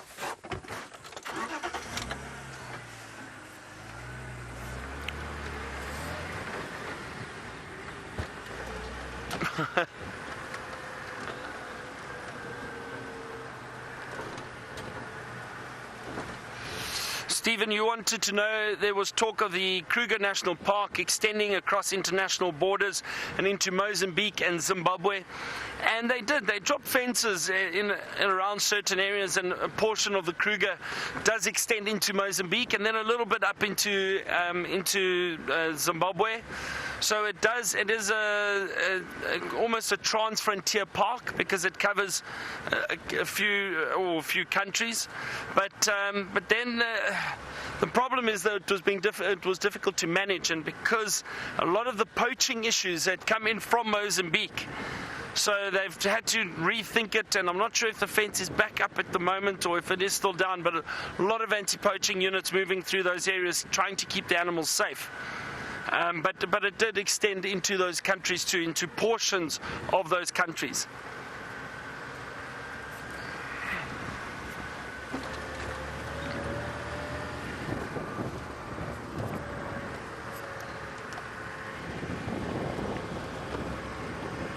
Ah, elephant.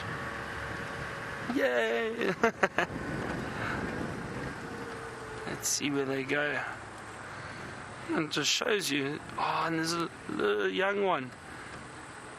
Let me see. I'm just going to position myself over here, everybody. Hold on. Good afternoon. Oh, wonderful.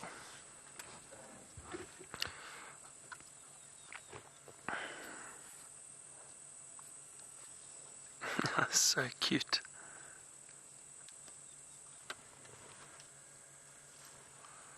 And it looks like a small herd. I can only see 2, 4, 6 elephant. I don't see others at the moment. Have a look at this young one, everyone, in front of us. Come say hello. Good afternoon. Isn't that wonderful? Very, very close to us. Oh, that is great. Isn't it fantastic? I don't want to move too much. And here comes a nice big female.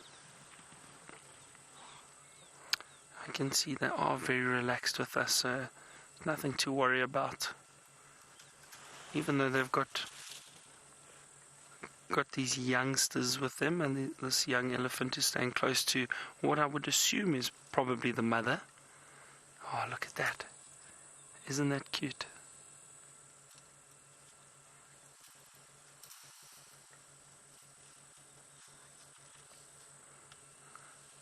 Here comes another big female.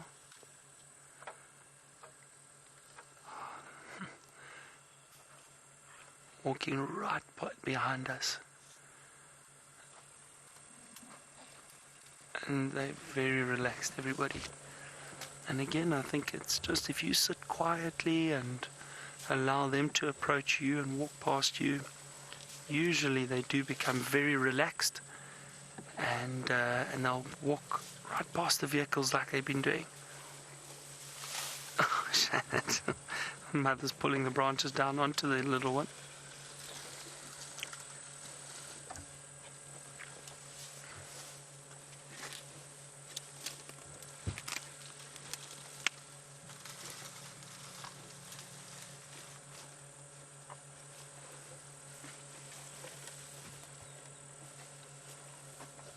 Very, very beautiful sighting.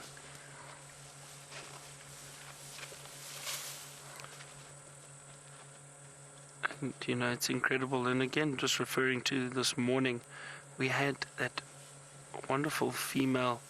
Thinking back, I think it was a youngish female, but she was very upset with those lions. I'll have to actually double check that footage, but I do think it was a young female. And you know, everything was happening so quickly, and didn't get a chance to look properly at the animals. Just saw lions and buffalo and elephant. Let's see. But to see how aggressive they can get and upset they can get, to then have them walk right past us completely relaxed and not worried about us at all.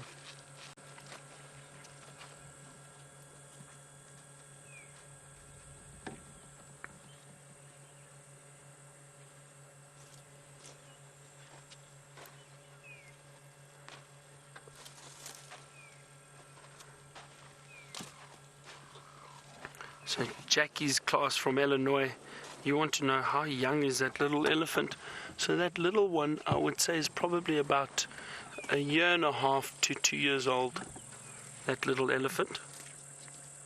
Just judging by the size, I would say it's probably around that age. It is sometimes difficult to gauge the age of these animals accurately, but I do think it's maybe just about 1.5 years, I would say. 1.5 years, maybe 2 years old.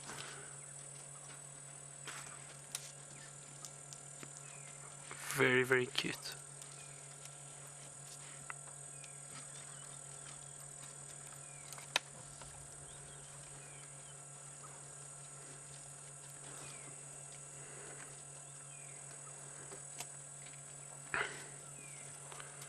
So, Paddington Bear, you've asked how can the elephants tell if or what is poisonous and what isn't that they can feed on, and I think it's instinct, a lot of it, the smell, but generally out here we don't necessarily have many poisonous plants that the animals can't eat, and also these animals, their digestive system I think is also different to ours.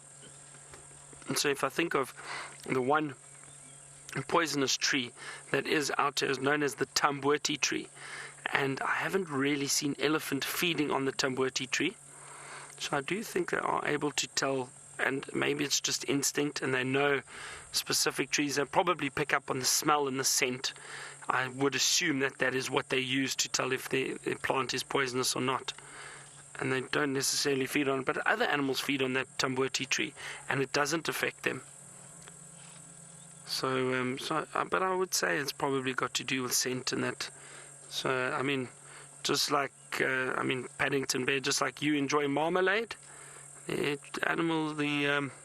elephant enjoys certain trees and that, probably a bit more than others, but I don't think they would necessarily go feed on something that they feel is poisonous. They probably pick up on the scent.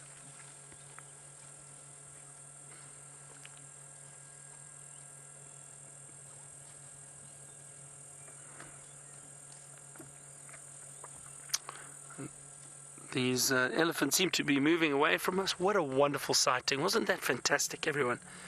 So special. Taylor, I think, has got something else interesting or smelly that she'd like to show you.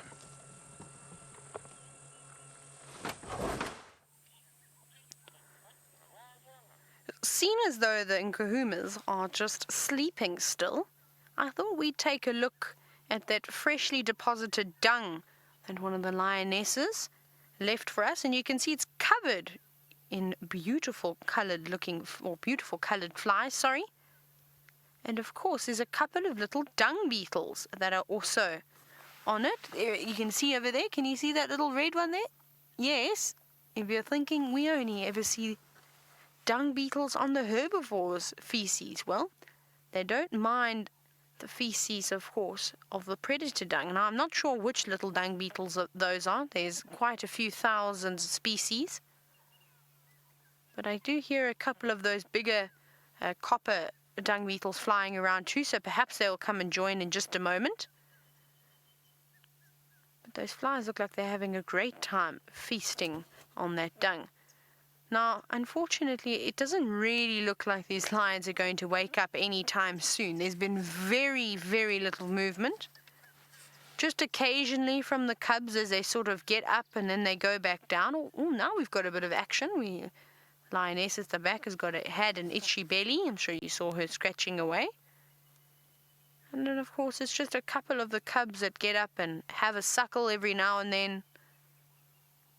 No, it seems as though they heard something. You could see how they all reacted.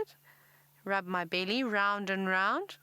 Now, my mom always used to sing me a song, and she'd take her finger, pretty much like that lioness was doing, and moving it in circles, but she'd start on my belly button, and she would go round and round the garden like a teddy bear.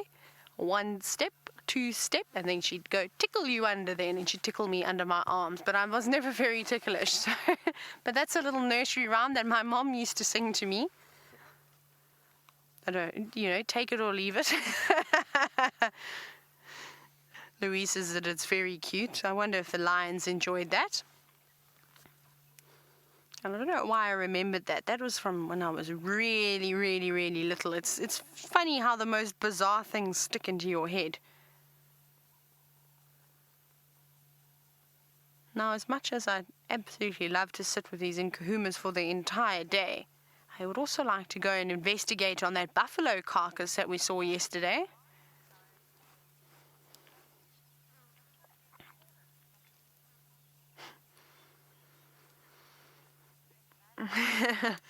Stephen, you're very funny this afternoon. So Stephen says, why do the lions always sleep on their backs? It looks as though they've fallen out of an aeroplane and then just sort of carried on sleeping where they landed.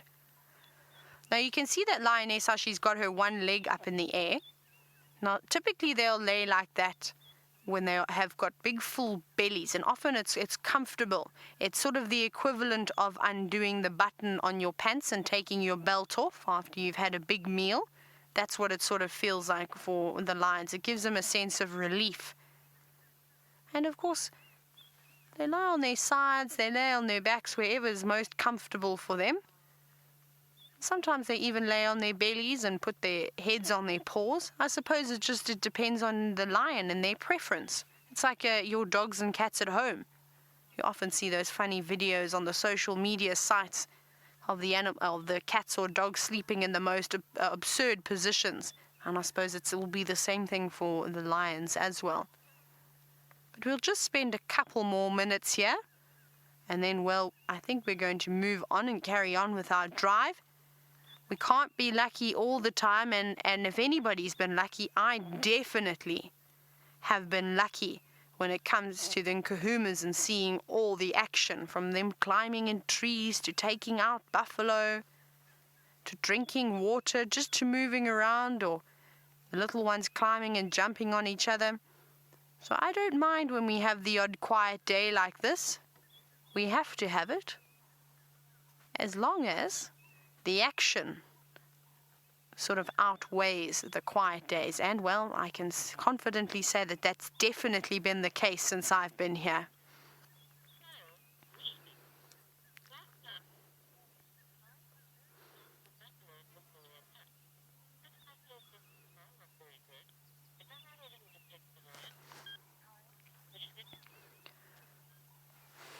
Now, we sat and watched the lions yesterday. It was quite interesting. We watched them play about. The lionesses were quite active too, and then they decided to have a siesta. And then during their siesta, they all popped their heads up. All the adults sat up. And I suspect that the lions either smelt or heard that buffalo that they then stalked and caught. Now, Carl from Michigan, you were commenting on the fact that the lions were quite close to where that buffalo was coming from, and you were wondering if their sense of smell is not that great. Now, that will also depend on the wind. So if the wind is blowing downwind from the buffalo, the lions would be able to smell smell that buffalo, but then of course that means that the buffalo wouldn't be able to pick up on the lions. Now, buffalo have got rather good sense of smell. They rely on that in their eyesight and their hearing, quite heavily. Their eyesight's not too bad. So I think that as that buffalo was moving through the drainage line, and I think that's exactly what it was doing, is that it wasn't walking on the banks, as I think it was moving through this narrow drainage.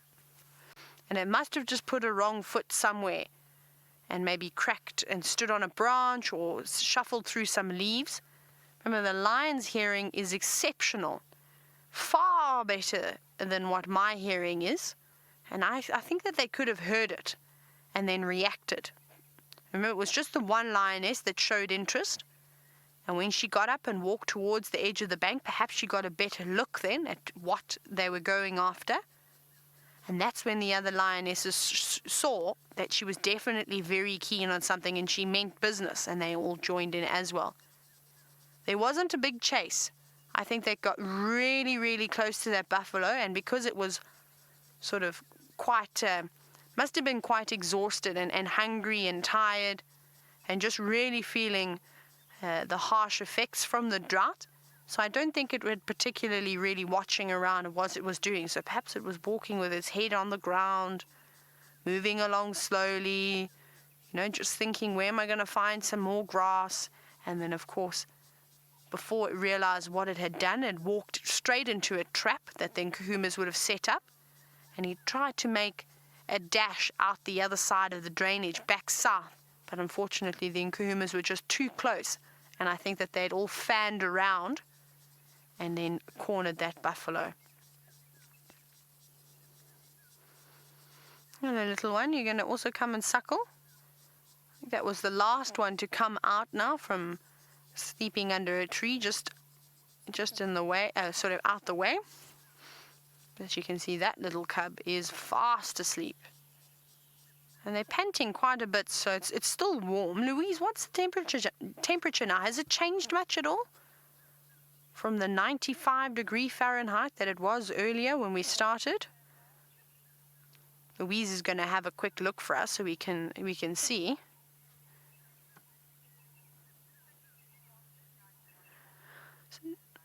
So it has. So it's literally only 1 degree cooler. It's now 91 degrees Fahrenheit. So not too bad at all. It feels like it's dropped a lot more though, don't you think, David?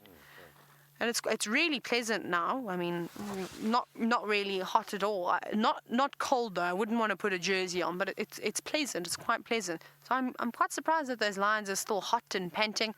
I suppose they do have a thicker coat than what I do. I've just got this little cotton shirt on, which is not too bad, of course.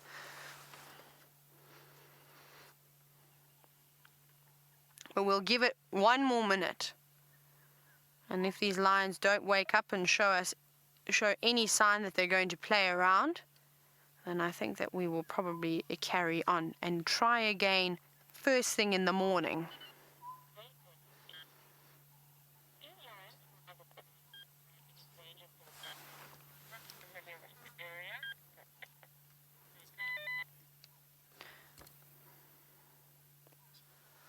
Lioness is sat up. I don't know if she's seen something or heard something. She's looking in the distance. Perhaps she's trying to suss out what she heard. Oh, here we go. Let's see what's going to happen now.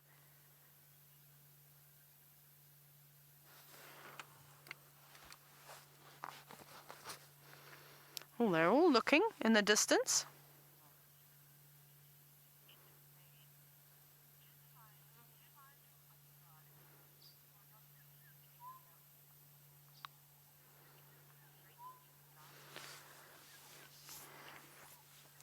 Now, Dayton from Maine, you were wondering if there are new lions to a particular area, do they pose any threat to us as guides if they're not used to us?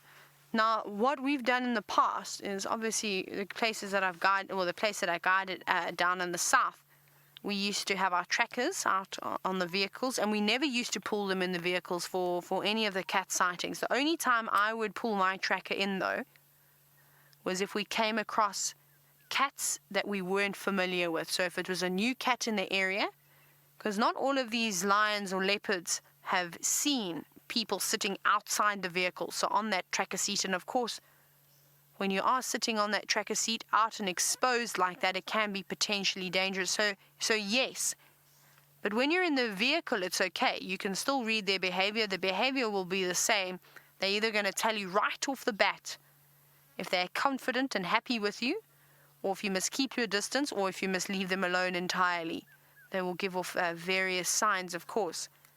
But my personal opinion is that if you come across a cat that you're unfamiliar with, and you've got a tracker on the vehicle, just pull him in rather, just to be safe. Because if anything's going to happen, it's unfortunately going to be the person that's exposed the most, and of course that will be your tracker. So that was sort of our policy, and I quite like it. But otherwise, no, you're relatively safe. If everybody's inside, you should be okay.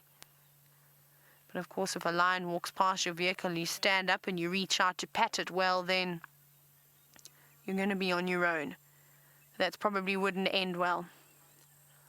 Now, it seems as though a couple of these lionesses have popped their heads up.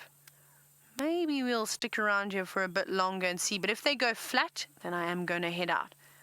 But I believe that Byron has got the tallest and the most elegant African animal for you.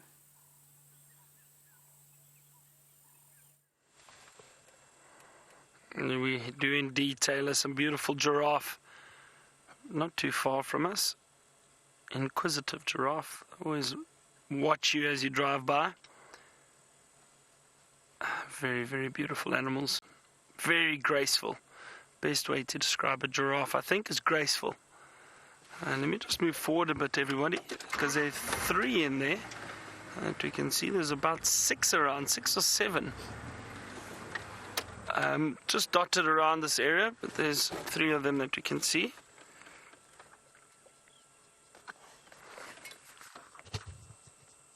And they all appear to be males. And it's not unusual to find a group of males together, like almost a bachelor herd. The young males, these are young males. I think, hang on, there might be a female coming through here too. I can't see now, hiding behind a little bush. But those ones that we saw, those 3 are all males.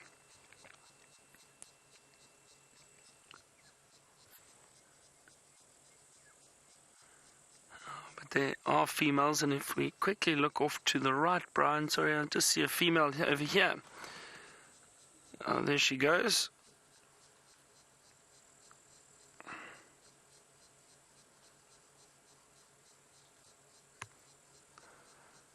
So just a big journey of giraffe.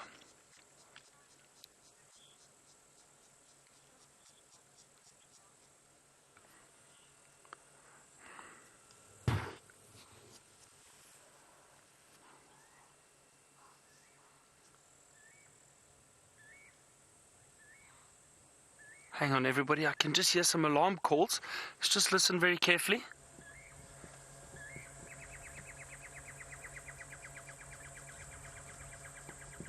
Oh, the impala alarm calling, listen.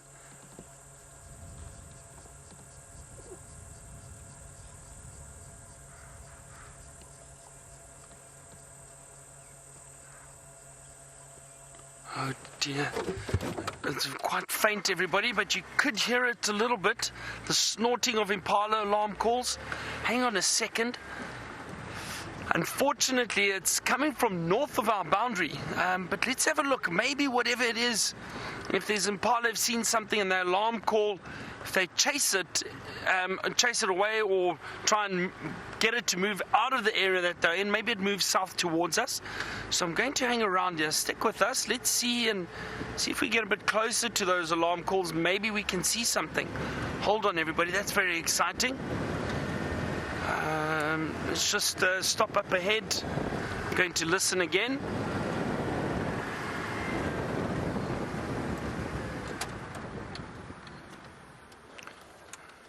Let's listen in here.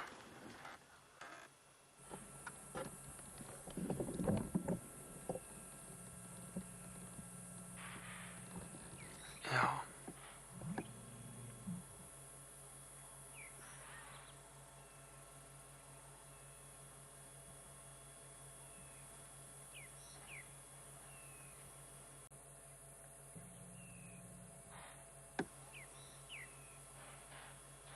Yeah, those impala have definitely seen something.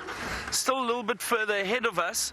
It's almost in that direction, everyone. So I would say where we are now, basically northeast. I'm driving east at the moment along Buffelshoek Cut Line.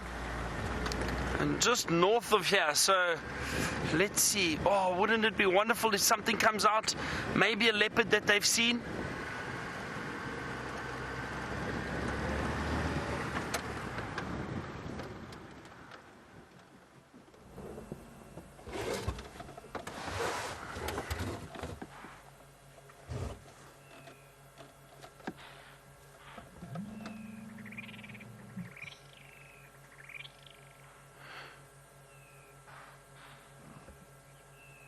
Tracy, you want to know what are alarm calls and what do they mean? So Tracy, a lot of the animals, the herbivores and that in these areas, some of the primates, most animals have got an alarm call. Basically what it is if there's a threat or if there's danger, they will give a certain call, and every animal has its unique call. It will give a call, and what it does is it alerts one another that there's a predator or there's danger around. And then what they try to do is they'll probably try and mob certain species predators. They'll alarm call, make a lot of noise, so that, for example, a leopard knows it's been seen, it's lost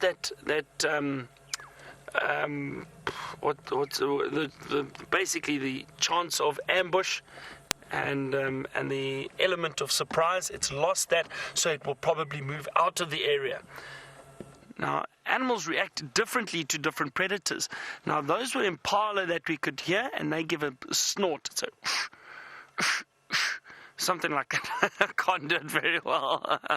It's a nasal snort, and I can't do it. Well, they're still calling, everyone. You can hear that. Just listen.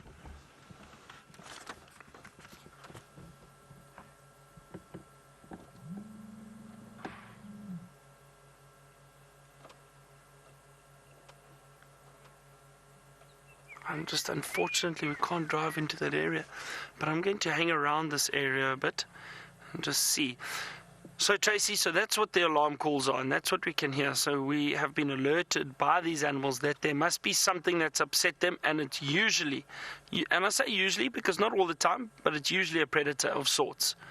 And I do think that these impala have definitely seen something that's upset them, and they're alarm calling. And when I told you how they react differently to different predators, so lion and leopard, for example, these impala will stand and they'll turn and they'll snort and they'll alarm call, and then they start mobbing these predators.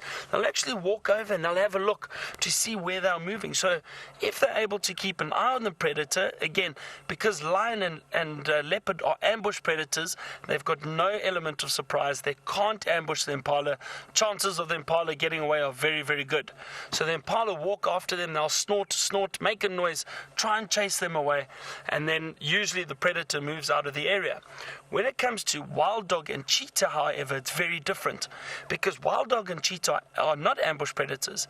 These hunters, basically what they do is they are persistence hunters.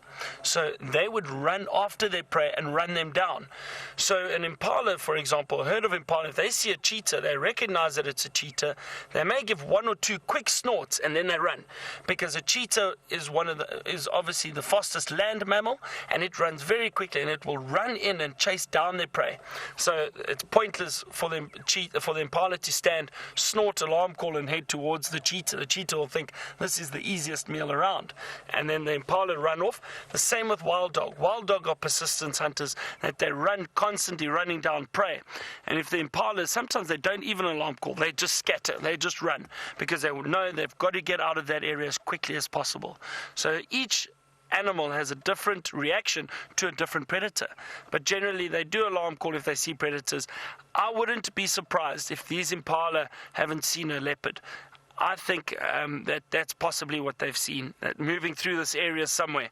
So we're going to keep a look around here and see. I don't see anything just yet, and it is thick, and unfortunately it was a little far north of our boundary, but let's just see.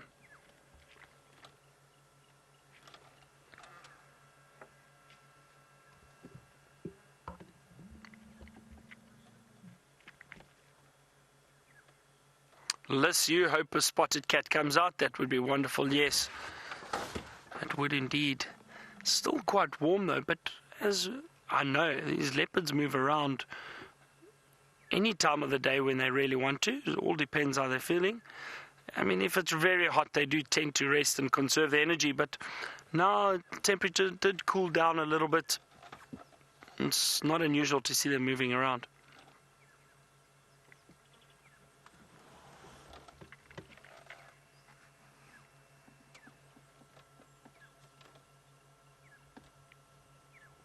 Geordie, you want to know if these alarm calls, say for example from the impala, if they would alert other animals? Definitely. the alarm calls are not there just to alert each other. They are there to alert other animals too. So if there were kudu, for example, giraffe in the area, the giraffe will hear those alarm calls too, and they will investigate, and they'll start having a look around. They'll know there's a predator in the area. So yes, they do basically warn each other. The best example of this is zebra and wildebeest. Zebra and wildebeest are often found on clearings in the evenings together, and the reason for that, one of the reasons, okay, firstly, they feed on the same vegetation, but also that they will keep an eye out for predators and warn each other if there is any danger or any threat around. It's not unusual, and we'll probably start seeing it a lot on quarantine, that clearing right outside camp. Probably start seeing a lot of impala, wildebeest and zebra out there in the evenings, and all those animals will keep a lookout for potential predators and warn one another if there is a threat or danger. Just still scanning around, just making sure that we can't see anything.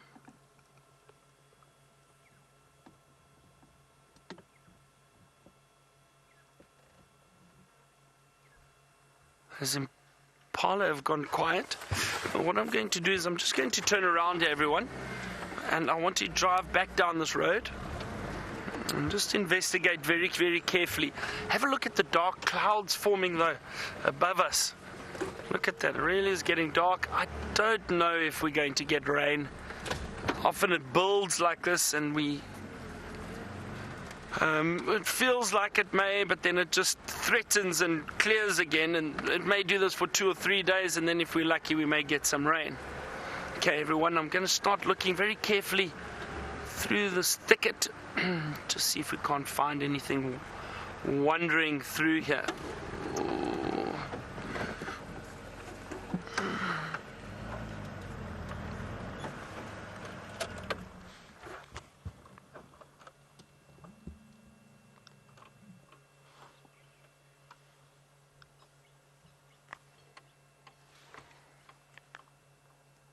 And I'm going to listen for bird calls. I'm going to listen for maybe squirrels. Squirrels also alarm call at predators. I can hear an elephant and I can see an elephant's legs just through the thicket. It's quite dense. I don't think you'd be able to see it at the moment.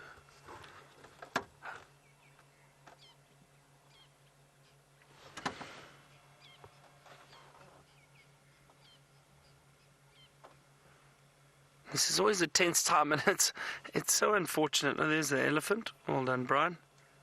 It's amazing what you can do with the camera.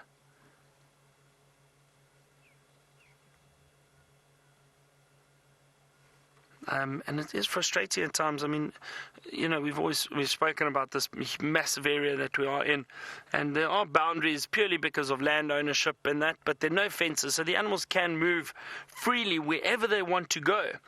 Which is wonderful, and that's what makes this national park or game reserve so spectacular, is because it's such a huge area. The greater Kruger Park is bigger than some European countries, everyone, just to give you an idea. It is massive. So even though there are these boundaries which we obey, the animals don't have to. They can still move around wherever they want. And it can be a bit frustrating at times knowing that there's potentially a predator not far from us, but we can't get there. But that's where patience comes into it, and who knows what you may see.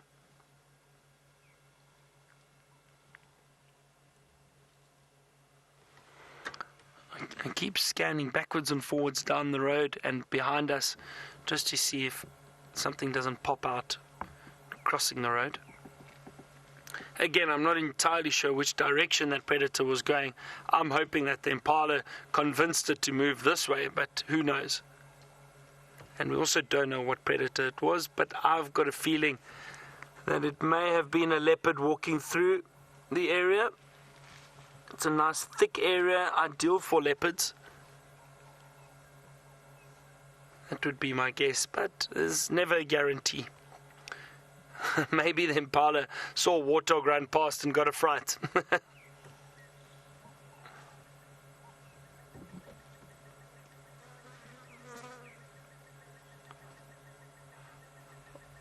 Joaquin, all the way from Bratislava, welcome. It's lovely to have you watching.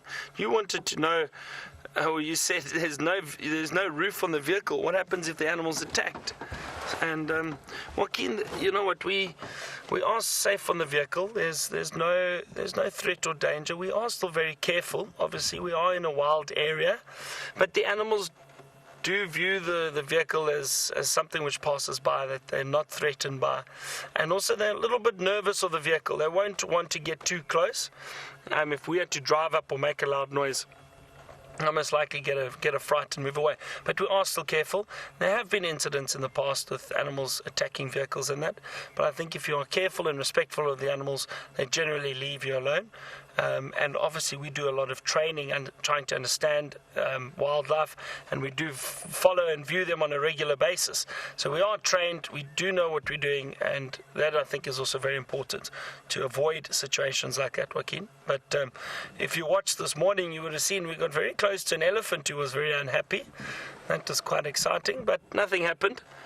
She was just unhappy with some lions which were close to us, trying to hunt a buffalo.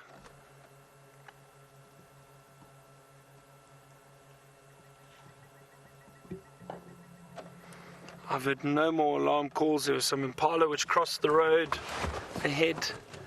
Tell you what, let's just drive down this road once more. Let's have a look. Stay with us. Let's just see. You never know. Maybe we get a glimpse of something. Let's just have a good look. That elephant is still feeding, the one that Brian showed you earlier. Elephant seems pretty relaxed. And there's another elephant I just spotted through there, a little bit further in. And look here, everyone, there's still this giraffe around. And look at all these impala through there. You can see that, so I doubt there's a predator moving through here now, because we most likely would have been alerted to its presence by the impala. Anyway, we'll do one more check up the road. We're going to turn around.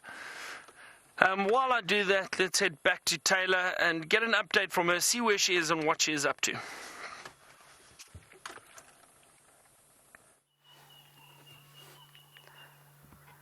Now, the Nkumas look like at one point they wanted to wake up, and there's a couple of lionesses still grooming themselves. But they do this bizarre thing where they groom themselves and then they go back to sleep again. Now, I hope they don't do that. And the cloud that we saw earlier is starting to engulf the sky. You can see how dark it's got in the last 20 minutes or so. So that's no good for us. And I hope that they don't disappear further east along this drainage line, because it is very, very thick. If they do get up, I'm hoping that they sort of go back north through the drainage, because at least it opens up a little bit. This side is not very fun, and it'll be quite interesting, obviously, as it gets a little bit darker.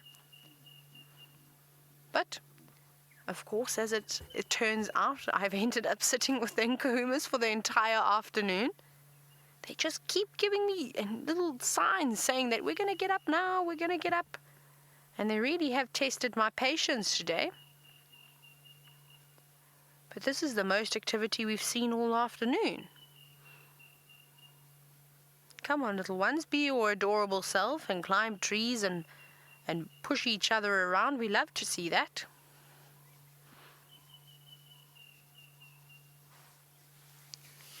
All of a sudden it's got very humid. Have you felt that as well, David? As this cloud is coming over, it's obviously capturing all the warm air and keeping it inside. And it feels as though the temperature is actually raised now to hotter than what it was when we started. Oh no. There's a lion doing its job and pulling some twigs out of that lion's coat. Hello, my beautiful girl. And every time I see her, look how her ear is getting stronger and stronger. Now, I don't know if there was damaged cartilage. Probably not. I wonder if it flopped like that because it was so swollen. You can see the tip of her ear is quite swollen. But the swelling is going down quite a bit now. I think it's actually going to almost heal completely. Maybe she'll just have a slight little flop to it. But I don't think it'll be as sort of drastic as what it was when we first spotted her.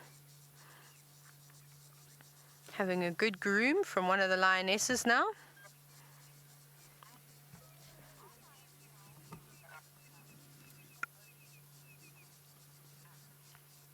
Now, hello Adam, who is a new viewer. You're wondering if lions are found in all of Africa.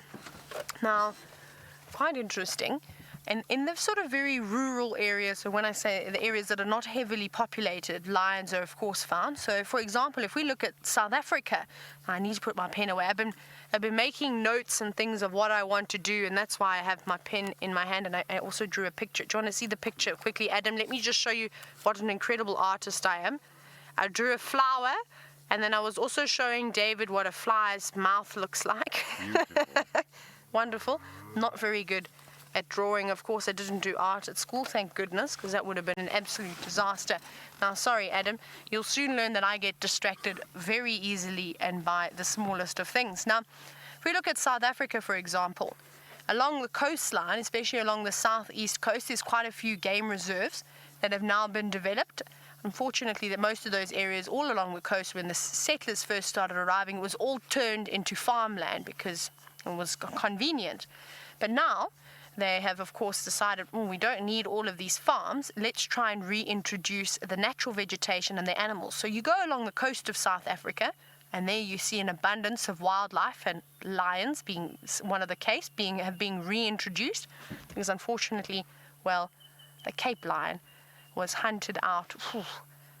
I think it was in the 1950s, or maybe even earlier than that. Could have even been earlier than that. But unfortunately, they no longer exist. So they've had to bring another subspecies of lion into those areas.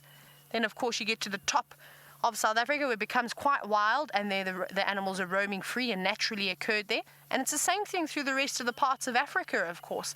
You get to the more built-up cities. Around the cities, there won't be anything, but as soon as you move away from them, and there is wildlife, well then, of course, there will be lions. You see what I mean when I say that the Nkuhumas groom themselves and they yawn and they show us all these wonderful signs of waking up. And then they form a carpet again and just go to sleep and have another nap. Very disappointing in Nkuhumas, but I suppose I can't be so picky because they've been so wonderful to me. So thank you, ladies, for always providing me with the most wonderful sightings. I suppose you also need a break, especially after the wonderful sighting you gave everybody this morning. I'm very jealous that I missed out, but I'm glad that Byron got some action from these Nkuhumas. Okay, I think what we're going to do now is I think we're going to have to leave here. I don't think that they're going to get up and move. This is now the third time that they've groomed themselves and rolled over and gone straight back to sleep. I think we're going to slowly try and navigate out of this very tricky spot we've got ourselves into while we've got a little bit of light. Because if we had to do this at night, well, we'd probably need a rescue team to come out and fetch us. So let's see if we can start going. Thank you, lovely Nkuhumas. Whew. I almost thought that I wasn't going anywhere. Rusty didn't want to start. So while I try and get out of this tricky situation, we sort of say thank you so much to the Nkuhumas, but we'll see them tomorrow morning again, hopefully, to continue the cat streak. But let's go back across to Byron and see how his lovely sunset afternoon is going.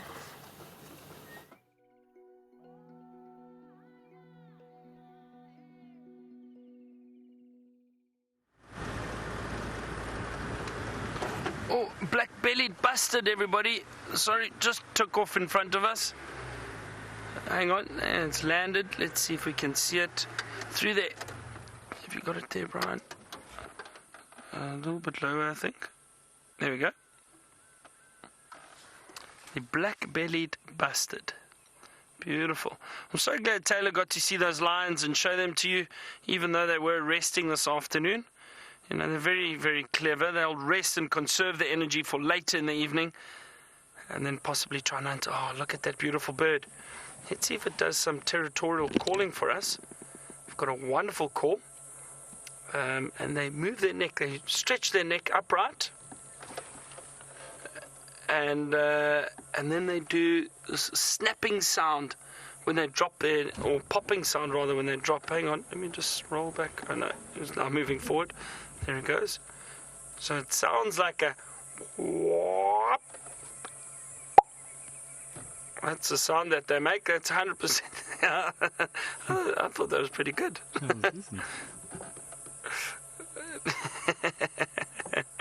The black-bellied bustard call. Let's see. So we didn't have any luck with that leopard, everyone. I did see a vehicle from Buffelshoek and told them that they need to check that area and then let me know if they do see something. So luckily there is someone around there checking, but we haven't seen anything coming south onto our side. Watch, come on.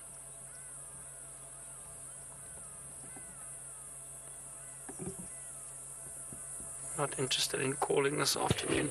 Usually they like to stand on termite mounds, somewhere where they've got a bit of height where the sound can carry from, and then they'll do their beautiful call from there.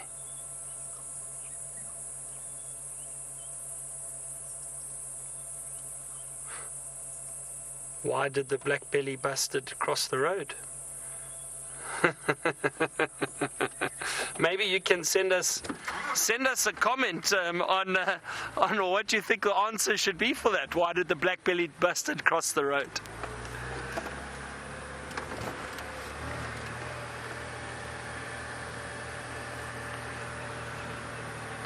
Aaron from New Zealand, you say that you still think the woodland kingfisher is going to return very soon. And with the bird luck that we've had over the last few days, that would be wonderful just before I leave. But maybe when I'm back next week, it would have arrived back by then.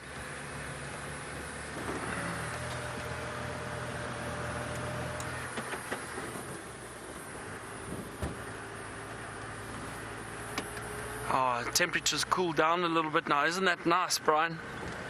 Much better. It's been very hot the last few days.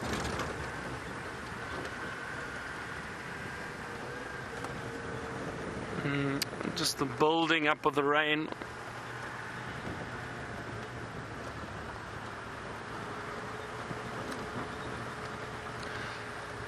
Light all the way from Tel Aviv. Good evening, well, almost evening. Good evening to you, Light. You wanted to know if I've seen honey badger yet. Yeah, I know.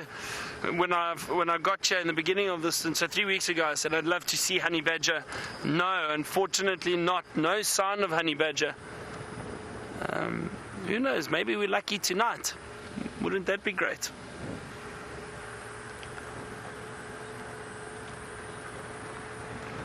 I really like taking these slow drives and just scanning very carefully, just seeing what may pop out. You know, those, if we didn't stop to look at those giraffe and spend a bit of time with them, we wouldn't have heard those alarm calls. Even though we didn't see anything, it's still exciting to know that there's things out there, there's things happening very close to us, and we need to check very, very carefully. Some impala around here, nice open area, so perfect for the impala. You'll see them just in front of us shortly. There they are. Good evening, ladies. Anybody feeling like they want to give birth tonight? I said that our first impala lamb would be seen tomorrow. I don't know. I'm starting to doubt myself. It's too soon to panic. I think James's time has passed, hasn't it? Wasn't James around the 5th or this somewhere?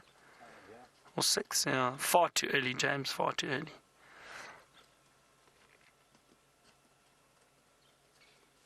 So let's see.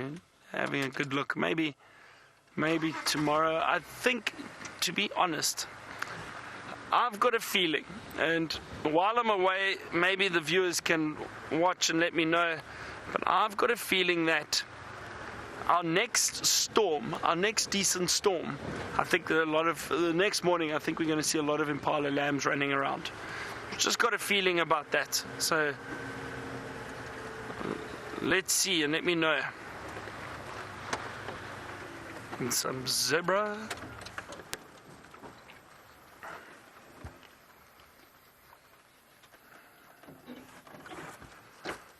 Like I said, it's been a wonderful drive. You know, as we've been driving, we've just been bumping into various species, and it's really been wonderful. So nice.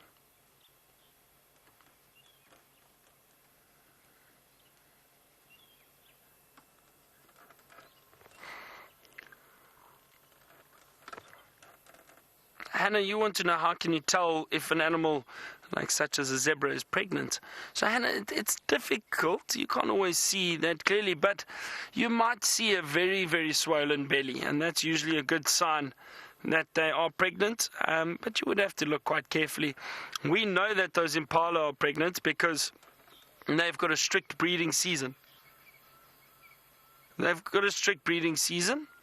And they give birth around this time of year, beginning to middle of November. I can hear a pearl-spotted owl, everybody. It stopped and... Oh, what owl is that?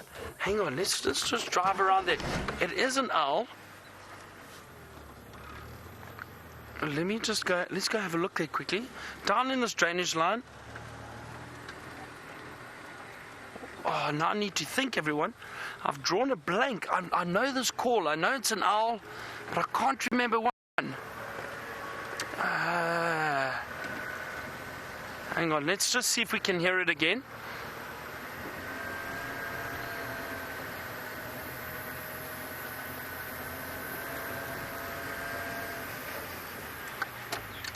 Okay, let's listen. Oh. Franklin's making a noise. Some arrow-marked babblers. They stopped. Okay, where's it? Come on. Need that owl to call again.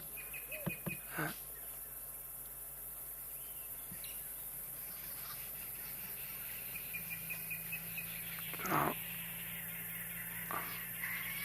I don't know if it was perhaps...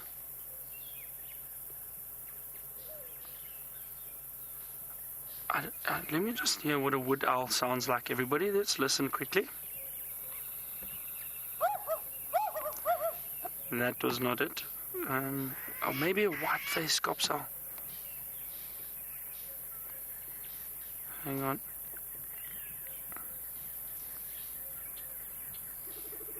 That's exactly what it was.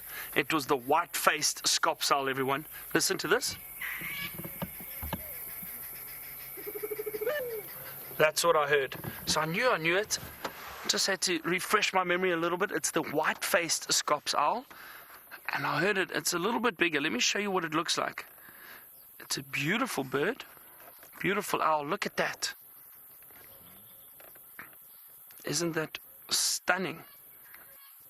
Let me just scan again. Look at that. And listen, this is a scops owl.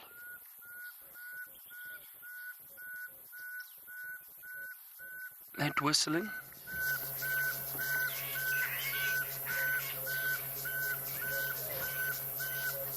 Now, that is the little pearl-spotted owl that you could hear whistling there.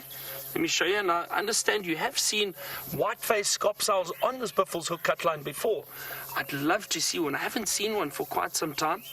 Let me play that pearl-spotted owl for you quickly, so you can hear again and see what that... Well, you could hear it, so let me show you what it looks like.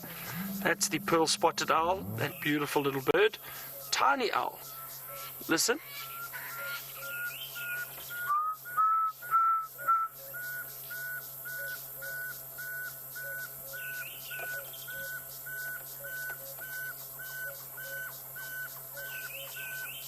That's that little bird.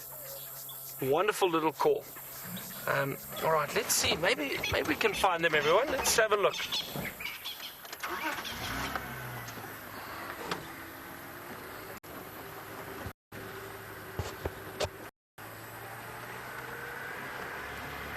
James, you're 100% right. The owls have eluded me on all these drives, and I keep hearing them, just not seeing them. And you said it would be fitting for me to find one on the last drive. It would indeed. I'm going to just have a look around here. I doubt we'll see it with the torch now. It's this kind of awkward light at the moment. Oh, there it goes. There it goes. Oh, just through there. I don't know if you can see it right in the middle where that spotlight is, Brian. Did it move again? Let me roll back. Oh no, saw it, but it moved. Hang on, let me try from here, Brian. Hang on a second. Okay, come on, everyone. Let's see. Maybe it stays there. Flew to the top of the tree. Maybe from this angle we might be able to see it. And we'll see somewhere there, Brian, on the edge of that tree. Just have a look. I'm sure I saw it in there.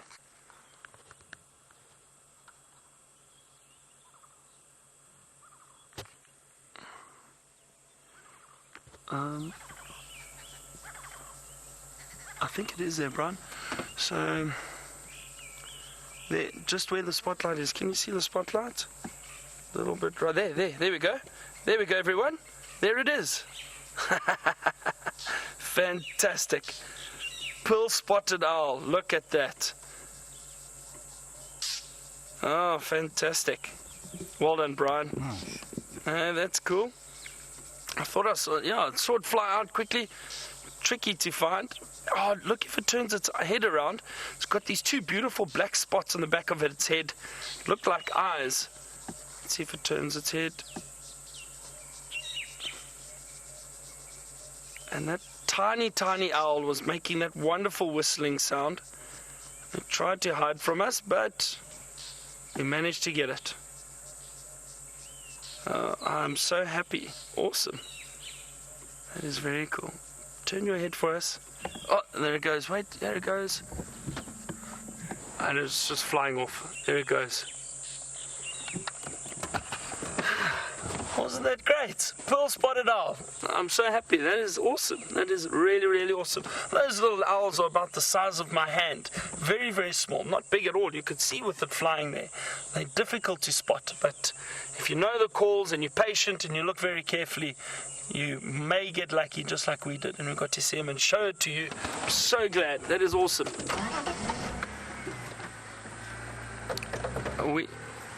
We have had... We've had such a great day, very lucky day. What a way to end off a 3-week stint at safariLIVE for myself. But like I said, we'll be back. I'll be back next week anyway. You're not rid of me just yet. We're going to carry on looking for some wildlife while I'm driving around, and then let's head back to Taylor. I think she's just got to Buffelshoek Dam. Let's see what she's up to.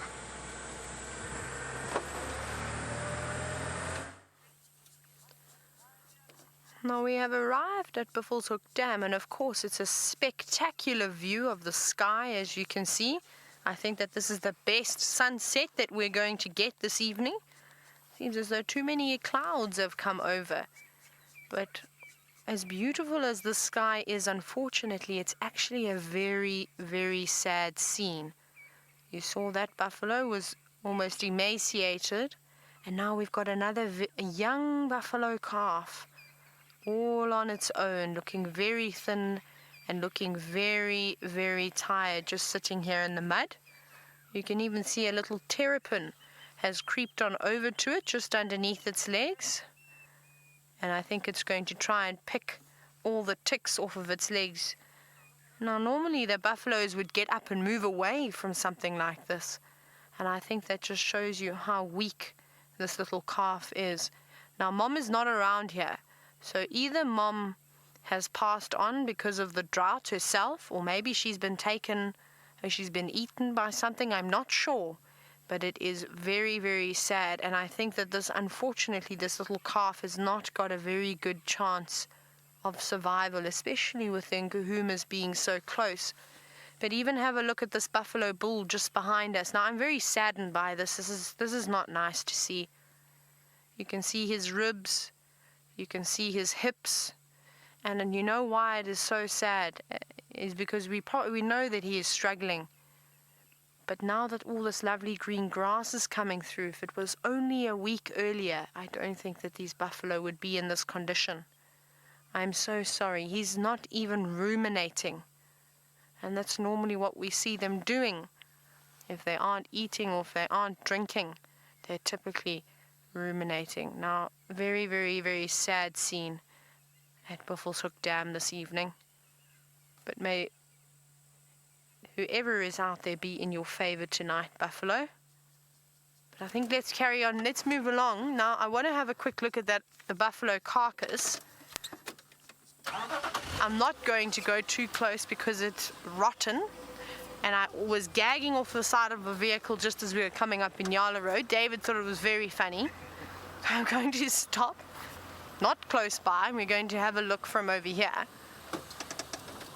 But I don't think it's been touched yet by any of the scavengers. Well, you can see that it looks like there's a bit of feces on it. So perhaps the vultures have been around, but they haven't opened up the carcass at all. And you can see it's very, very bloated now. So I think in the next few days the vultures are going to come around, and I'm sure that they will feast on this buffalo. It seems as though there's quite a few buffalo lurking around here. But we shall carry on, and I think it's time for the spotlight. So we shall bring the spotlight out. Spotlight, where are you hidden? Come out from your cupboard. No, it's stuck on something. I have to get... What are you stuck on? Sorry, I'm trying to figure out what this is stuck on. There we go, I've got it now. I need a little bit more cord. Aha, that's better. Oh my goodness, I'm so sorry, Buffalo. I wish the rains had come a little bit earlier for you. But it was necessary. The buffalo populations tend to get out of hand quite quickly. But rather have nature cull the populations and the lions take care of it. Now, David, what are we going to go and look for?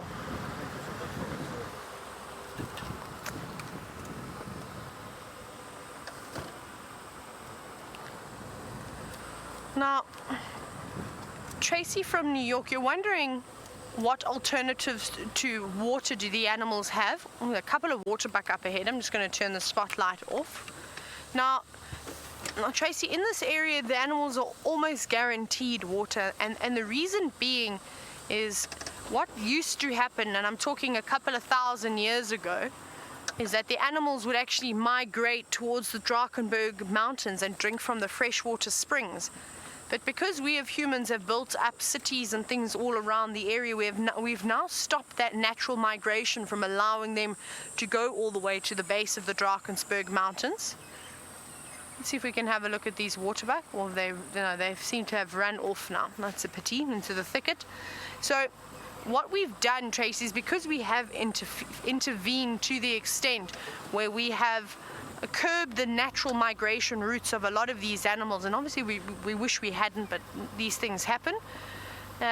Some of the watering holes we will pump water into, but not too much, just small amounts, and the animals will then are able to then drink from those pans, and they will learn which pans every year have water into them. But even then, we have to be quite careful, because if we pump too much water into those pans, I don't even know what happened to my spotlight there. Sorry. We will run the risk of then losing water to all the lodges, because there's only so much water around. But some animals, for example, like the elephants that have got those big tusks, have the ability to dig for water under the surface themselves. So they go into the riverbeds and they'll drink for the beautiful fresh upwellings, which they would actually prefer to drink. Oh, my goodness, sorry, that's not even me.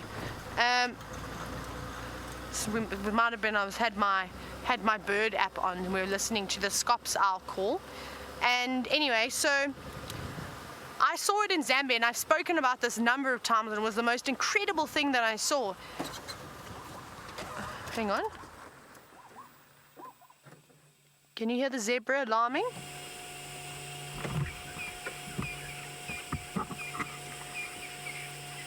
Okay, so the zebras gave a little bit of a shout. Let's go and investigate. We're on the cut line, Buffelshoek cut line. So sorry, Tracy, as I was saying, is that we normally see the zebra and the waterbuck, of course, following. And even the vervet monkeys following the elephants around. And once those elephants had dug the beautiful big elephant holes, and they'd moved off, then we'd see the other animals coming through and drinking too. How exciting is that? So I wouldn't be surprised if they would do it here too. There's quite a few drainage systems that they'd be able to sort of get into, the Mulwati, for example. I'm gonna just quickly see if there's a fire break that we can dash up to the boundary again. We might just have to do a bit of a detour, but I'm not sure why they were shouting like that. Remember, it could be nothing, of course, but it could be something. But because it's getting to the sort of twilight period where the light is playing tricks on the animals' eyes, including my eyes, sometimes they might sort of just in case alarm out of just getting a bit of a fright. But let's go have a look though, just up over here. Have to backtrack a little bit. And I know that Byron said that he heard some impala, he saw some impala alarming, and I'm not sure whereabouts on Buffelshoek cut line that was. Maybe it was around here. Let's go have a look.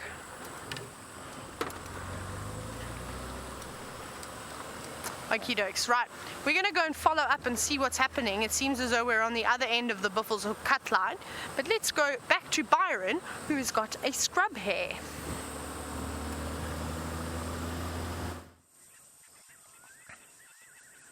Look at that little nose smelling. A beautiful little scrub hare. And you can start hearing some other nocturnal birds now. And one of my favorite sounds, the fiery-necked nightjar. What a wonderful name. Fiery-necked nightjar. And you can hear it. It's got that wonderful call.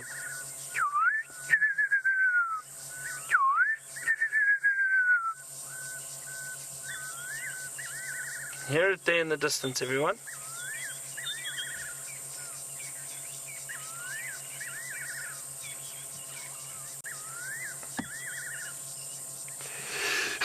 Excuse me, sorry. Oh dear. I'm allergic to scrub hair. A very, very cute little scrub hair. I'm not going to shine the light on it too long. It's very relaxed, but it's going to start getting active now. Moving around, foraging for food. We'll leave it. Good night, little scrub hair. And let's see. Brian had an amazing spot. Was it last night, Brian? No, the night before, of a chameleon. Let's see if we can find another one.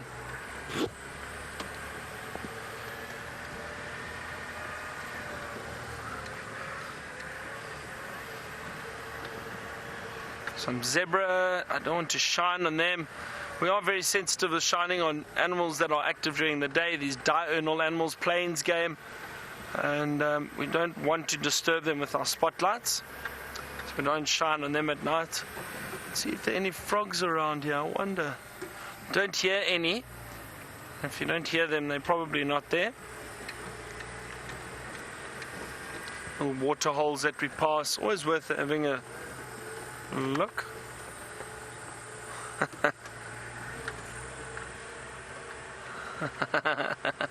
And then a question from someone very interesting Twitter handle, One Stoner Two Cats. You want to know, oh look here everybody, look what I have spotted, and I hope it stays there. Brian, on this tree where the spotlight is, there's a little scorpion in the center. Look at that everyone, see the scorpion pincers? Tiny, tiny little scorpion sticking out of the bark. Ah, fantastic. That is a small one, hey Brian? It's tiny. That's tiny, everyone. Small little scorpion. Isn't that wonderful?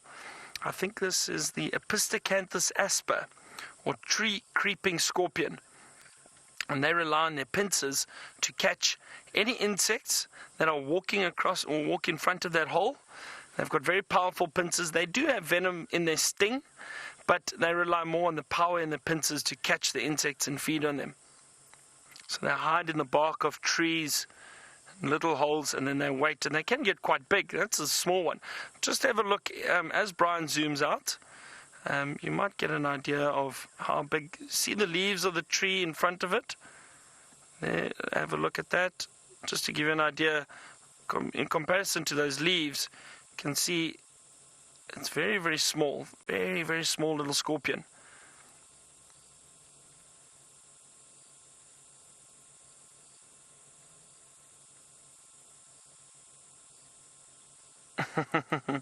And thank you, everyone.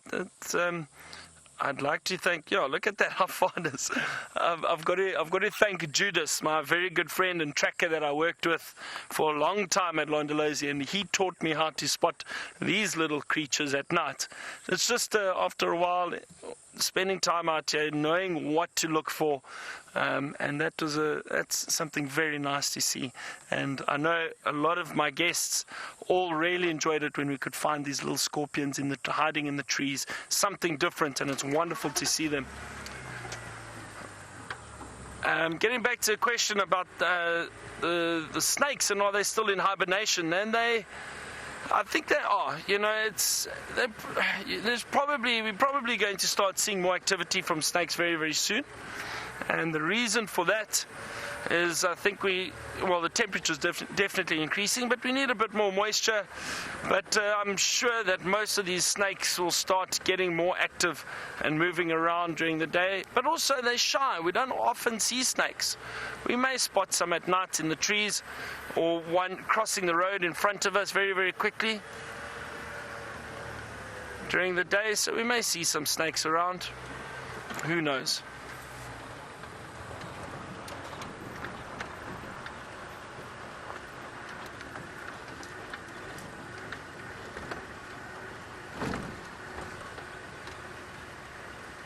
All right. I know Taylor said, "Oh, is that a branch?"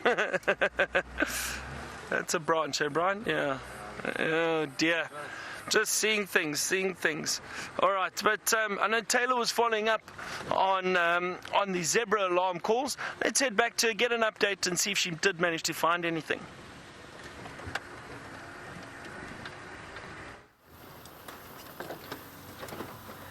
So sadly, those alarm calls ended up in not much at all. 0 for us and 1 for the zebra. If they were playing a practical joke, they won. Now, we're driving along here, and I actually started going down Hyena Road, which is one of my favorite roads, and I saw the rear end of Windy. So we decided to turn around and try a different route because Byron already stole that road. It's okay. Now, we're looking for anything that comes out at night. I don't have anything particularly that I'd like to find tonight. A chameleon would be wonderful because I haven't seen one yet this season. Even another scorpion.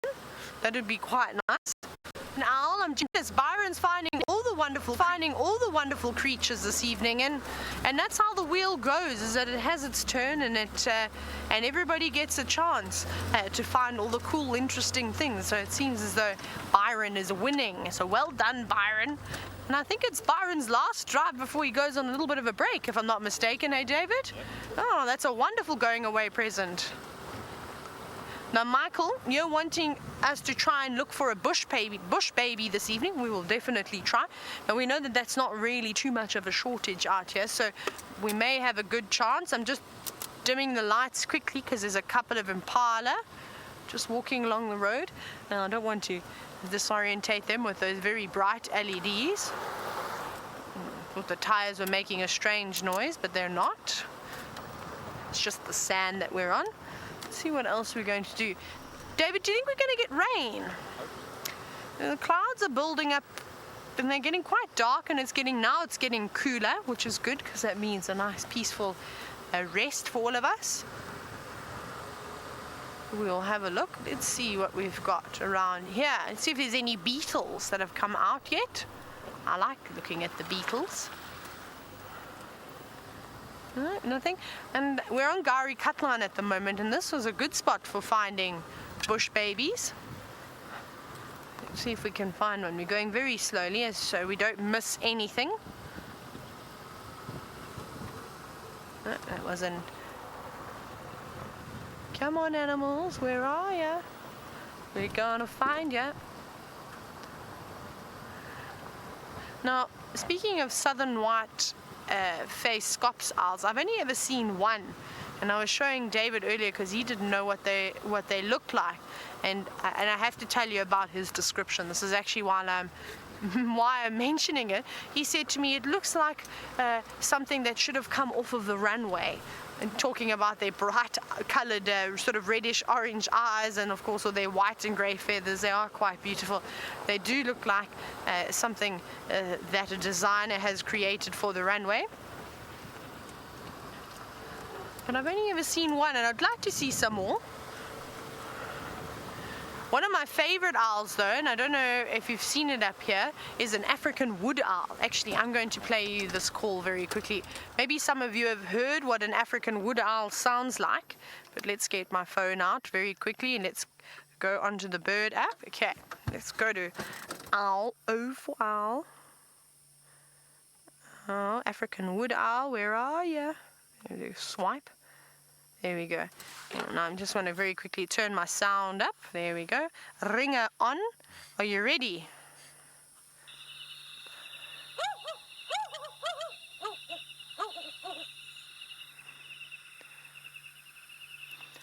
Isn't that incredible?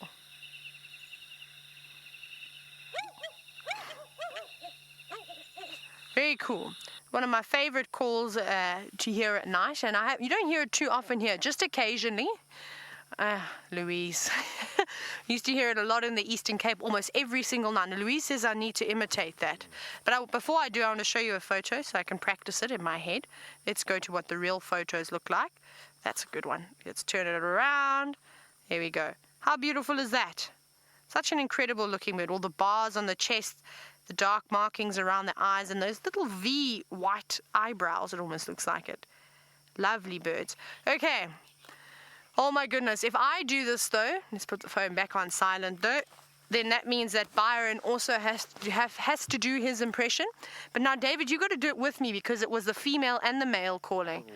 So which one do you want to do? The deep part or the high pitch part? I'll go for the deep part. Okay, you ready? So you got to start it. So it's hoo hoo, and then I'm gonna hoo hoo hoo hoo hoo. Then you got to go again. Hoo hoo. There we go. David and I just did a little call, a duet call there of the African wood owls. It wasn't my best call, David. We need to work on that one. We'll have to keep practicing. That's what we'll have to do tonight. We won't be able to go to bed until we've got it spot on. I don't hear any laughing coming from Final Control. Louise?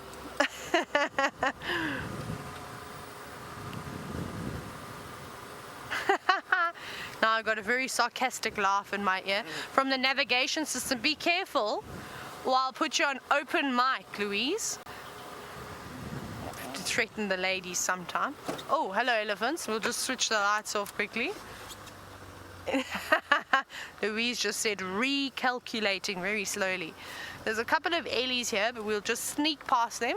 Luckily they don't seem too bothered, and then we press the magic buttons that turn the lights on. Now, Michael, I haven't forgotten. I'm still searching far and wide for your chameleon. Oh, a nightjar. Where are you going to land? Let's see. Oh, no. It's gone quite far away. That's a pity. Would have been nice to have a look at a fiery-necked nightjar. That's okay. We'll carry on. Oh, that's very bright when I do that. Come on.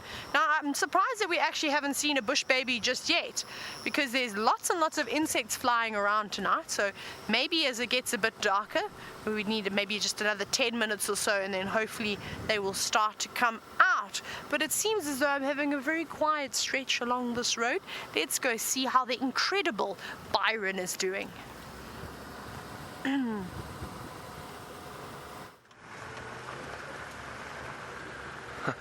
Taylor, we're trying to look for chameleons, nothing just yet. I understand we've got a bird call challenge for the African wood owl. Luckily I've got Brian with me too, so Brian and I will try our duet. All right, Brian, let's see. So I'll start. I'll do these. countdown. smash. Countdown, okay. 3, 2, 1. Woohoo! Woohoo! Woohoo! Woohoo!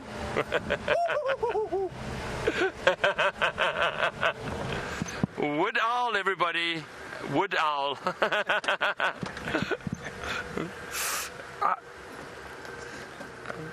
Bug flew into my shirt.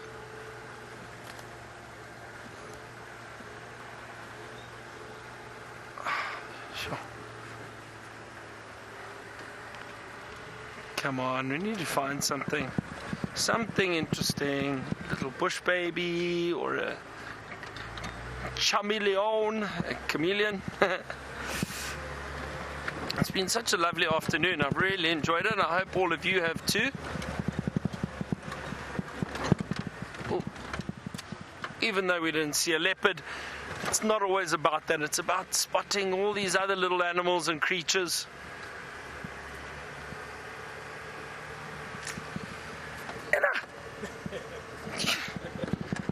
Something flew into my shirt, everyone, and I think it's crawling around in there somewhere, but I can't get it.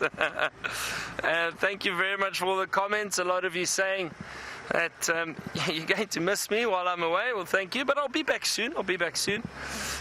So just a week off, and then I'll be back. Looking forward to it again. I'm sure when I come back, even in just a week, it may potentially be a lot greener here.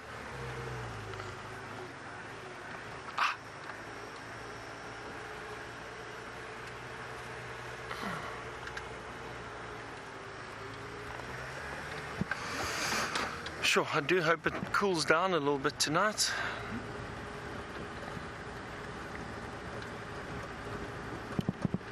I do know, I think out of everybody, James is probably going to miss me the most, and he'll probably tell you tomorrow morning on Game Drive how sad he is that I've left. Very sentimental, old James. Please tell him that tomorrow morning when he is out in the vehicle. It's been wonderful again, and working and driving around with James and Taylor. It's obviously great with Taylor too. James and I have known each other since 2008. So we've known each other for a long time. We've become good friends, and he's a wonderful mentor, and I really appreciate his guidance, and it's always great to chat to him. But anyway, enough about that. Don't tell him I said any of that, please. Well, let's head back to Taylor and see what she's got. Has she got something in the tree? I see her ahead of us.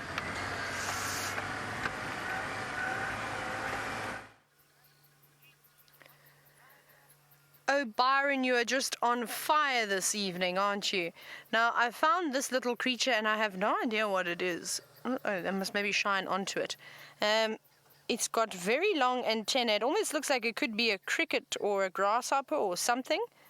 And what I really find amazing is I'm able to find these tiny little creepy crawlies that are not larger than the nail on my thumb, but I cannot find a chameleon. It always...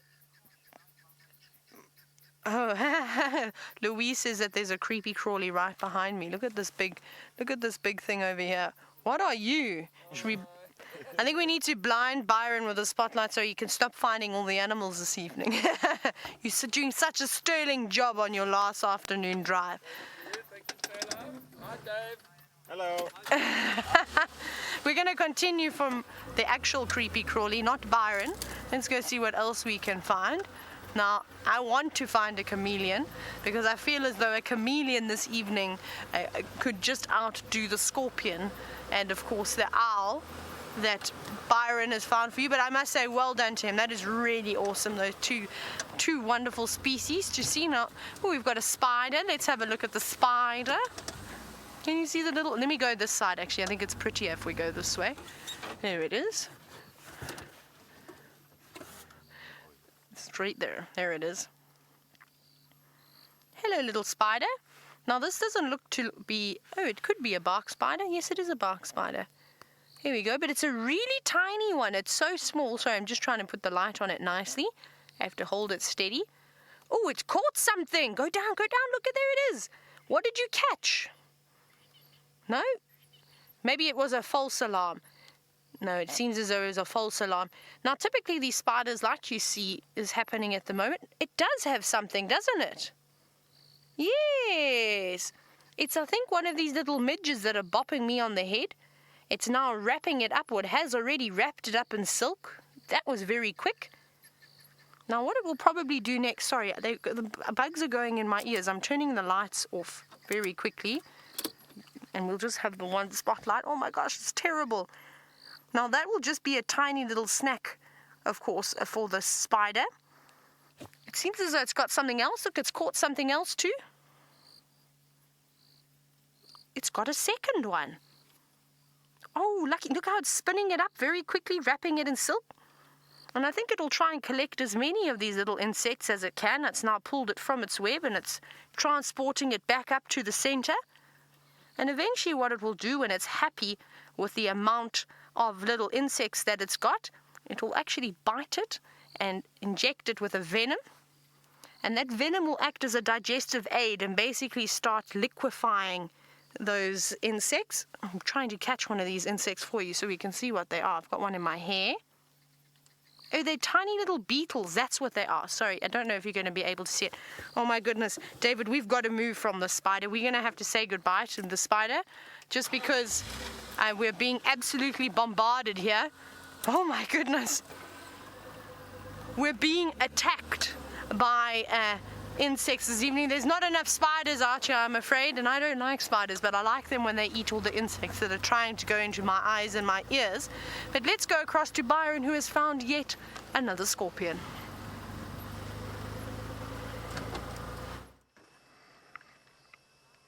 I have indeed, everyone. This one's a bit bigger, also in the tree. Look at that, isn't that beautiful? Oh, do you hear that elephant in the distance? Something upset it. Maybe it's just a youngster, a youngster looking for milk from its mother, just being invaded by insects at the moment. But look at this wonderful scorpion. And you can see the tail is actually still in the hole. There it goes. Oh, look at that. Look how it manages to fit in there. Isn't that incredible? Oh, that cool. Tiny hole. That is very cool. Oh, beautiful. Another wonderful scorpion. Brian is very upset with my chameleon spotting, everyone, and I do apologize. I've been shabby. I just haven't been able to spot a chameleon yet. Little scorpions, yes, but no chameleon. I don't know why.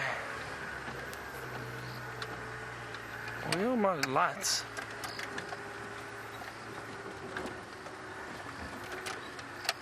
Sure. Okay, come on, Brian, let's find a scorpion. I mean a chameleon. We found a scorpion, let's find a chameleon now. Sure, it's still very hot, everybody, still very, very hot. I hope the temperature cools down.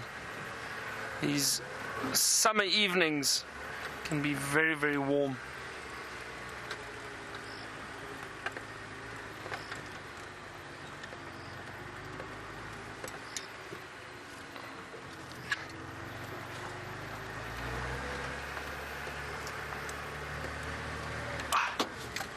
A lot of creatures crawling on me at the moment. Brian, have you got the same problem? Yeah, a lot of little creepy crawlies flying. But that's good, everybody. All these insects and that around at the moment. That will then bring out animals like the chameleons. We can see already there are a lot more scorpions out because there are insects. This is what they feed on. So the more insects, the more little creatures we'll start seeing. Oh, a little steenbok just off to the left. Don't want to shine on it.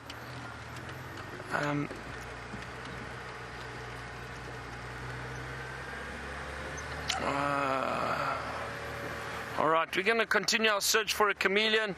Let's head back to Taylor and see what else she has managed to find.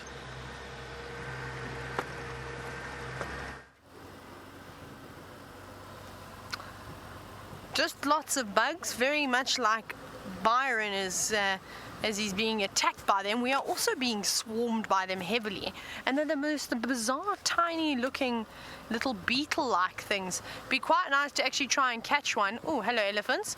There's a couple of elephants here, so we need to just dim the lights, and it'd be actually quite nice to catch one of them. I'm sure there'll be one or two that have died in the vehicle, and have a look at them under a microscope to sort of further inspect and of course identify what these little bugs are. Now they seem to have just come out tonight. I don't remember noticing them at all yesterday, and so perhaps they've just gone from being little larvae, if it was a little beetle, and now they've turned into something else. Or no, they've not. They've just really pupated and then become a little beetle, but now they're harassing us severely. And we're still just having a look here around quarantine. What are you? Are you a chameleon? Oh no, but look what we do have. Could that be the first flower of a sickle bush? Let me just get a nice view for you, David. Is that fine? Here it is. If we go down. Yes, that little thing over there. Isn't that beautiful? This looks like it could be the first little flower that I've seen on a sickle bush. Now, they're the most stunning flower, especially during the day. And of course there's a little spider moving around just above and to the left. You can, it actually it's just run up to the top of the branch now. Just there it is, disappearing. Hi, little spider. I don't know what that one was, but it was something quite tiny. And I suspect though that all the insects this evening, and it feels like I've got one on my nose. No, I don't. Are going to be well fed, and especially the insects that eat other insects. Let's see what else we've got around here. Have a quick little look. There's one little thing that I want to show you. One little creepy crawly. Can you see that creepy crawly that I'm talking about? One of my favorite little insects. There it is. A millipede. Off on an adventure looking for some dead leaves to eat. Now I wish you well, little man. Good luck, and I hope you find a buffet of leaves. But I'm going to have to say goodbye to you, but I hope you've enjoyed the show with us today, and I hope you look forward to tomorrow's sunrise safari. So just a quick little goodbye from myself and David, but of course we'll see you same time, same place. Let's go back across to the incredible Byron and see if he's going to surprise you with anything else.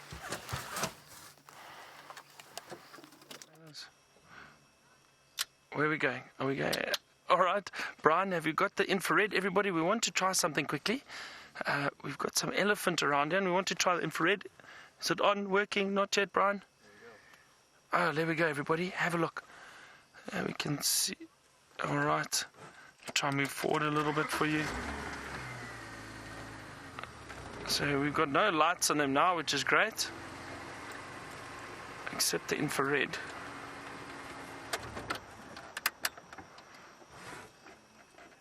Is it working? Not that great, everyone. Oh dear.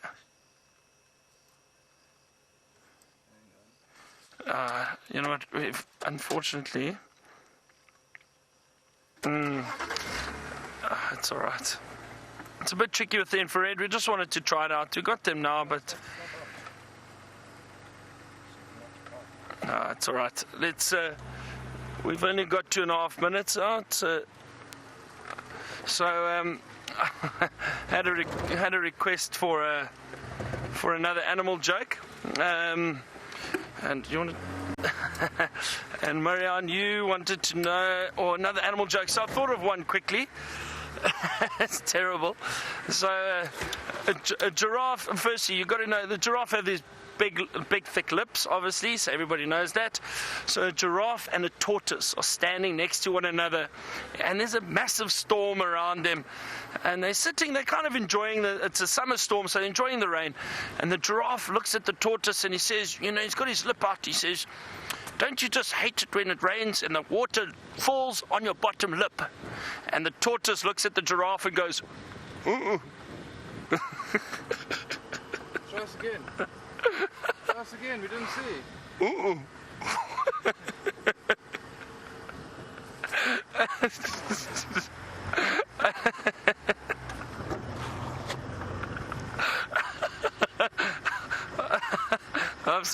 one. That's all I could come up with. It was short notice. No, well. Anyway, just a big thank you again to everybody for this afternoon. Hope you've all enjoyed it. It was a lovely afternoon. Nice to see some quite a variety of creatures and birds, and the owl, which was great. Lovely little addition. Some scorpions. Don't forget, tomorrow again, James and Taylor will be out on safari, and then Brent and Brent and Jamie will be back tomorrow, and then I'll see you in a week again, everybody. So thank you very much. Thank you to the ladies in the FC, Lou and Kirst, and thank you very much, Brian and the Thumb.